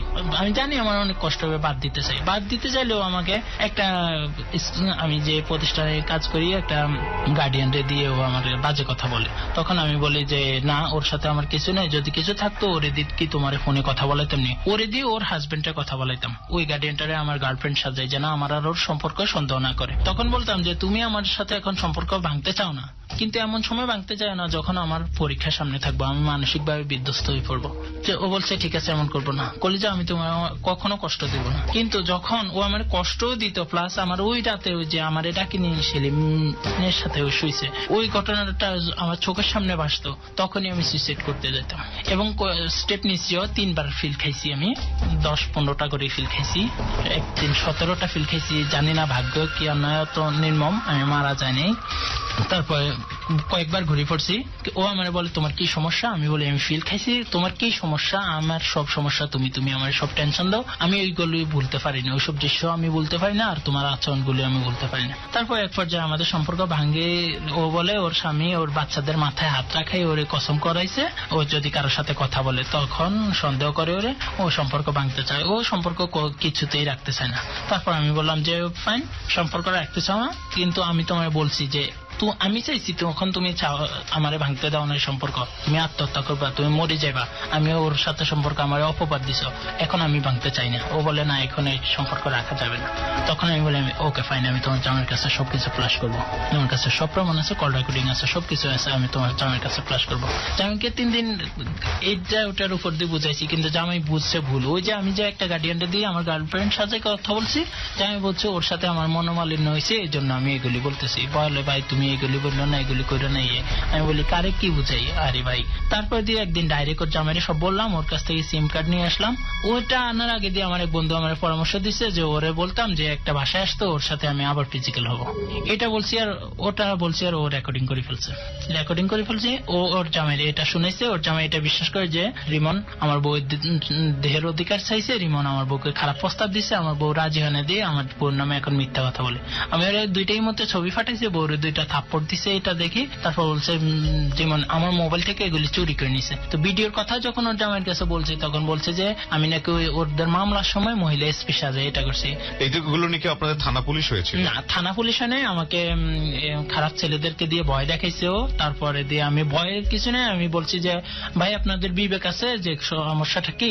ওর ছোট বোনের দেবরের দিয়ে আমাদের ধরাইছে, দেবর পৌর এলাকার একটু নেতা। কিন্তু আমার আপনার একটা প্রশ্ন আছে, সেটা হচ্ছে যে ঠিক আছে ও যেটা করেছে সেই জায়গাটা থেকে অবশ্যই অন্যায় করেছে, আপনি যেটা করেছেন সেটাও অন্যায় করেছেন। আপনি যদি আপনার কথা মেনে নেই তাহলে আপনি ট্র্যাপে পড়েছেন, ফাঁদে পড়ে আপনি ওকে ভালোবেসে ফেলেছেন, ঠিক আছে। মান সম্মানের প্রশ্ন যদি আমি একটু আসি, মান সম্মান তো আপনারও ছিল। জি অবশ্যই। এবং সেই জায়গাটার কথা চিন্তা করে তো আপনি যেভাবে রিয়াক্ট করলেন, সেই রিয়াক্টের জায়গাটা তো একটু অন্যরকম হতে পারতো, থাকে না যে বিষয়টা গোপন করে যাওয়া। কারণ ওর তো একটা ভবিষ্যৎ হয়ে গেছে, বাচ্চা কাচ্চা হয়েছে, সংসার আছে, আপনার তো সেটা হয় নাই। তো আপনার নামে যদি এরকম কথা আপনার এলাকায় ছড়িয়ে যায়, ইভেন এখন তো সবাই জানে, আমি যতদূর জানি, তাই কি? জি না, আমার এলাকায় সবাই জানে না, 2-1 জানে শুধুমাত্র এই বিষয়টা। জি, তো এই বিষয়গুলো 1 কান 2 কান করতে করতে মোটামুটি সবার কানেই হয়ে যায়। ওখান থেকে হবে না, তবে ওর এলাকায়, আমার নানুর এলাকায় সবাই জানে। ইভেন আমার মামারে ওই রেকর্ডিংটা শুনেছে। আমি ওটা বলার কারণ কি, তো না কারণের জায়গায় আমি যাচ্ছি না। আমার কথা হচ্ছে, তো আপনার কি কখনো চিন্তা হয়নি যে বিষয়টা নিয়ে আমি যদি কষ্ট পাচ্ছি ঠিক আছে, কিন্তু সিন ক্রিয়েট করি তাহলে আমার জন্য বিপদ? না, এটা আমার মনে হয় নাই। এই কারণে হয় নাই, তখন আমি মনে অনেক কষ্টে ছিলাম। আমি ভাবছি যে আমি ধ্বংস হয়েছি, আমি এক্স্যাক্টলি। আমি এখানে একটু নক করতে চাই সবাইকে যারা আজকে এই যাহা বলিব সত্য বলিব আনসেন্সর্ড এপিসোডটা শুনলেন। এটা একটা অবশ্যই আমাদের বাংলা ভাষায় যেটাকে আমরা বলি খুব নিকৃষ্টতম পরকীয়া সম্পর্ক, ইংলিশে যেটাকে বলে অ্যাডাল্ট্রি। এখানে অবশ্যই মনে রাখতে হবে এই বিষয়গুলো নিয়ে সেভাবে গণমাধ্যম বলি বা যেখানেই বলি না কেন, এটা একটা অসুস্থ সামাজিক সম্পর্ক, মনোজাগতিক জায়গা থেকে সেভাবে ব্যাখ্যা বিশ্লেষণ আসে না। কিন্তু এই ছেলেটা, এটা একটা মেয়ের ক্ষেত্রেও হতে পারতো, সে কিন্তু জানতো যে মেয়েটি বিবাহিত, কিংবা সে জেনে শুনেই কিন্তু স্টেপটা নিয়েছে। হয়তো চিন্তা করেছে বেশি দূর আগাবো না, হয়তো চিন্তা করেছে যে ঠিক আছে একটু করেই দেখি না, হাসির বসে ঠাট্টার বসে যতটুকু যাওয়া যায়, একটু মজাই তো লাগছে, ভালোই তো লাগছে। কিন্তু এই ভালো লাগা থেকে একটার পর একটা ভালো লাগা, একটার পর একটা ভালো লাগা থেকে এর মধ্যে প্রেমের জন্ম হয়েছে, ভালোবাসার জন্ম হয়েছে। বিপদটা হচ্ছে সেখানে। সুতরাং ওই যে একটা কথা আছে, আগুন নিয়ে নাড়াচাড়া করলে পুড়ে যাওয়ার সম্ভাবনা থাকে। এমন কিছু নিয়েই আমাদের জীবনে চর্চা করা উচিত না যেখানে জীবনটা ধ্বংস হওয়ার সম্ভাবনা থাকে। সেটাই করেছে ও। লাস্ট কি হয়েছে আমাকে এটা বলেন। লাস্ট হয়েছে কি, ওই যে ওইটুকু রেকর্ডিং রাখছে যে আমি ওকে বলছি যে আমি তোমার আরেকবার দেহের অধিকার চাই, এটা বলছি। যে এটা বলার উদ্দেশ্য ছিল, ওর জামাই তো বিশ্বাস করে না আমার কথা, আমি এই মতো ভিডিও কল দিয়ে ওর জামাইয়ের সব দেখাবো। তখন এই ট্র্যাপে, আমার নিজের ট্র্যাপে আমি নিজেই পড়ে যাই। ওর জামাই আর ও মিলে কি করে, আমার মামাকে, আমার খালুজিকে যে আর্মিতে, ওনাদের সবাইকে শোনায় যে আপনাদের বাগিনী এরকম করছে। তখন সবাই আমাকে বলে যে তোর বিয়ে করতে মন চাইলে বিয়ে করাবো, কিন্তু তুই এইসব কি করিস, তোর সাথে আমার সম্পর্ক। সবাই এটাই বলবে, আমাকে এইসব বলে। তখন আমি বলি কি, আমাকে কেন বিয়ের কথা বলতেছে সবাই? ওই যে ওই রেকর্ডিংটা শুনছে, তখন আমার উপলব্ধি হয় আমার মা, আমি আমার আপনাকে অনেক হেল্প করছে, যে আমার বিপদের সময় সাপোর্ট দিছে বলতে খারাপ কিছুতে উৎসাহিত করে নাই, কিন্তু আমাকে মানে ইনফরমেশন দিছে যে ও আমার নামে কি ধরনের স্টেপগুলি নিতেছে। তখন আমার উপলব্ধি হয়েছে যে ওরে আমি যে এই কথা বলছি, ও এই কথা মামারে শোনাইছে, আঙ্কেলদের শোনাইছে, সবাই শুনে এইটা করছে। তখন নিজের কাছে নিজেকে অনেক নিকৃষ্ট মনে হয়েছে। তখন আমি এখন কারে বুঝাবো যে আমি এটা ওকে এইরকম অবস্থাতেই আছে না, সম্পর্কটা এরকম অবস্থায় আছে। এবার আমি একটু বলি না, সম্পর্ক তো আলটিমেটলি আর নাই। যখন এই ধরনের একটা জিনিস চলে আসে, এটা আসলে আমাদের জায়গাটা থেকে বোঝার একটা বিষয় আছে। সেটা হচ্ছে যে ও দেখেছে এরকম রাতের বেলা ঘরের বেড়ার ফাঁক দিয়ে যেটা দেখেছে, ও যেটা বললো, তারপরে ও যেটা বললো যে একদম র্যাব স্টাইলে গিয়ে আমি দরজা ভেঙে এটা করে ফেলেছি। সম্পর্কটা আলটিমেটলি তখনই শেষ। এরপরে হচ্ছে রাগ প্রকাশের, এবং এই রাগ প্রকাশের জায়গাটায় আমরা অবিবেচকের মতো নিজেদেরকে প্রকাশ করি, এবং তারপর যেটা হয় সেটা আসলেই আর কোনোভাবেই জোড়া নেয় না। তো আমার মনে হয় যেটা যে আজকের এই জায়গাটা থেকে আমাদের একটা অনেক বড় লেসন আছে। যে কোনো অসামাজিক সম্পর্ক, যে কোনো ধরনের অসামাজিক সম্পর্ক নিজে থেকেই নিজে এত বড় বিপদ ডেকে আনে, সারা জীবনের জন্য সেটা আপনার জন্য ভয়াবহ রকমের অসম্মানের হতে পারে। সুতরাং যে কোনো অসামাজিক সম্পর্কে থাকলে নিজের পরিবারের কথা চিন্তা করে, নিজের ছেলে মেয়ের কথা চিন্তা করে, নিজের সম্মানের কথা চিন্তা করে অবশ্যই আমাদের সেই জায়গাটা থেকে সরে আসা উচিত। একটা জিনিস অবশ্যই মাথায় রাখতে হবে যে সম্মান অর্জন করতে অনেক অনেক অনেক পরিশ্রম হয়। সম্মান যেতে কয়েক সেকেন্ড সময় লাগে মাত্র। সবাই অনেক ভালো থাকবেন। আজকের মতো শেষ করতে চাই রয়্যাল টাইগার ড্রিঙ্ক প্রেজেন্স যাহা বলিব সত্য বলিব। অন দ্যাট লাউড মোমেন্টে আমি আসলে নাই, যে কারণে আমার টেম্পোটা একটু স্লো, কজ আমি সারাদিন রোজা ছিলাম, ওইভাবে কথা বলার আমার পক্ষে সম্ভব হয়নি। বাট আজকের এই গল্পটা আমার মনে হয় অনেকের চোখ খুলে দিয়েছে। আপনার শেষে কিছু বলার আছে? লিসেনারদের জন্য এটা বলবো যে আসলে আমরা অনেক সময় আবেগের বসে বা জিদের বসে অনেক কিছু করে ফেলি। আমি একজন টিনেজ পার করে আসছি এবং উঠতি বয়সী একজন তরুণ। আমি এটা জানি সমাজ বাস্তবতায় এখন অনেক তরুণের মধ্যে পরকীয়ার ঝোঁকটা বেশি, এবং তরুণ ছেলেদের মধ্যে পরকীয়ার ঝোঁকটা অনেক বেশি। আমরা এই সমস্ত জিনিস থেকে বিরত থাকা অবশ্যই উচিত। যেমন আমি এর শিকার, কেউ আমাকে আমার পুরুষ ইগো নিয়ে আঘাত করে কথা বলছে, এটার থেকে হোক, যে কোনো ভালো লাগা থেকে হোক, একটা পরকীয়া আমি জড়ে গেছি। এখন তার দ্বারাই আমি অত্যন্ত ক্ষতিগ্রস্ত হয়েছি, এইরকম ক্ষতিগ্রস্ত হয়েছি এখন আমার কথা কেউ বিশ্বাস করতে চায় না। বাংলা ছবির মতো হয়েছে যে আমি যাই ছুরিটা উঠাইছি আমি এখনই। এবং একটা বিষয় লক্ষ্য রাখবেন, ও যে কথাটা বলেছে এখানে, এটা কিন্তু খুব সেন্সিটিভ একটা বিষয়। কে অপরাধী সেটা আমরা জানি না। হ্যাঁ, ওর কথা বলেছে, হয়তো ভদ্রমহিলা যদি বলতেন তাহলে হয়তো উনি ওনার পক্ষ নিয়ে বলতেন, সেটা আসলে আমরা জানি না। সে জায়গা থেকে প্রুফ করারও কোনো সুযোগ নেই। তবে এটা ঠিক, এই ধরনের ঘটনা ঘটে গেলে খুব স্বাভাবিকভাবেই মেয়েদের দিকে আঙ্গুলটা খুব বেশি তোলেন আমাদের সমাজ, যেটা একেবারেই অনুচিত। আর ছেলেটার দিকেও যে আঙ্গুল তোলেন না তা কিন্তু না, ছেলেটার দিকেও আঙ্গুল তোলেন স্থান কাল পাত্র ভেদে নিজেদের সিচুয়েশনটাকে সেভ করার জন্য, যেটা ওর ক্ষেত্রে হয়েছে ওর কথা অনুযায়ী, সেটাও কিন্তু হয়। সুতরাং অবশ্যই এরকম অনিরাপদ সম্পর্ক থেকে দূরে থাকুন। আপনাদেরকে অনেক ধন্যবাদ প্রিয় শ্রোতা। আমরা আজকের মতো শেষ করতে চাই। ও যে কথাটি বলেছে খুবই গুরুত্বপূর্ণ। কারো পৌরসত্ব নিয়ে কখনোই, আমি আবারও রিপিট করছি, কারো পৌরসত্ব নিয়ে কখনোই টিটকারি জাতীয় কোনো কথা বলবেন না, অনেক বড় বিপদ হতে পারে। ভালো থাকুন, শুভরাত্রি। ভুল শুদ্ধ মিলিয়েই মানুষ। আপনি যখন ভুল করেন আপনার বিবেক তখন ঘুমিয়ে থাকে। যদি কেউ না জানে তো বিবেক জানে আপনি কত বড় ভুল করেছেন। পরিবার, সমাজ, রাষ্ট্র আপনাকে শাস্তি না দিলেও বিবেক আপনাকে প্রতি মুহূর্তেই শাস্তি দিচ্ছে। তবে দাঁড়ান বিবেকের আদালতে, সত্য আপনার শক্তি হোক। নির্ভয়ে বলুন, কি ভুল করেছেন আপনি, কেন করেছেন, কোন পাপের শাস্তি আপনার বিবেক আপনাকে দিচ্ছে। আপনার সত্য বলার সাহস হাজার হাজার ভুলের জন্ম থামিয়ে দেবে। সাহস আছে সত্য বলার? তবে আপনার জন্যেই যাহা বলিব সত্য বলিব।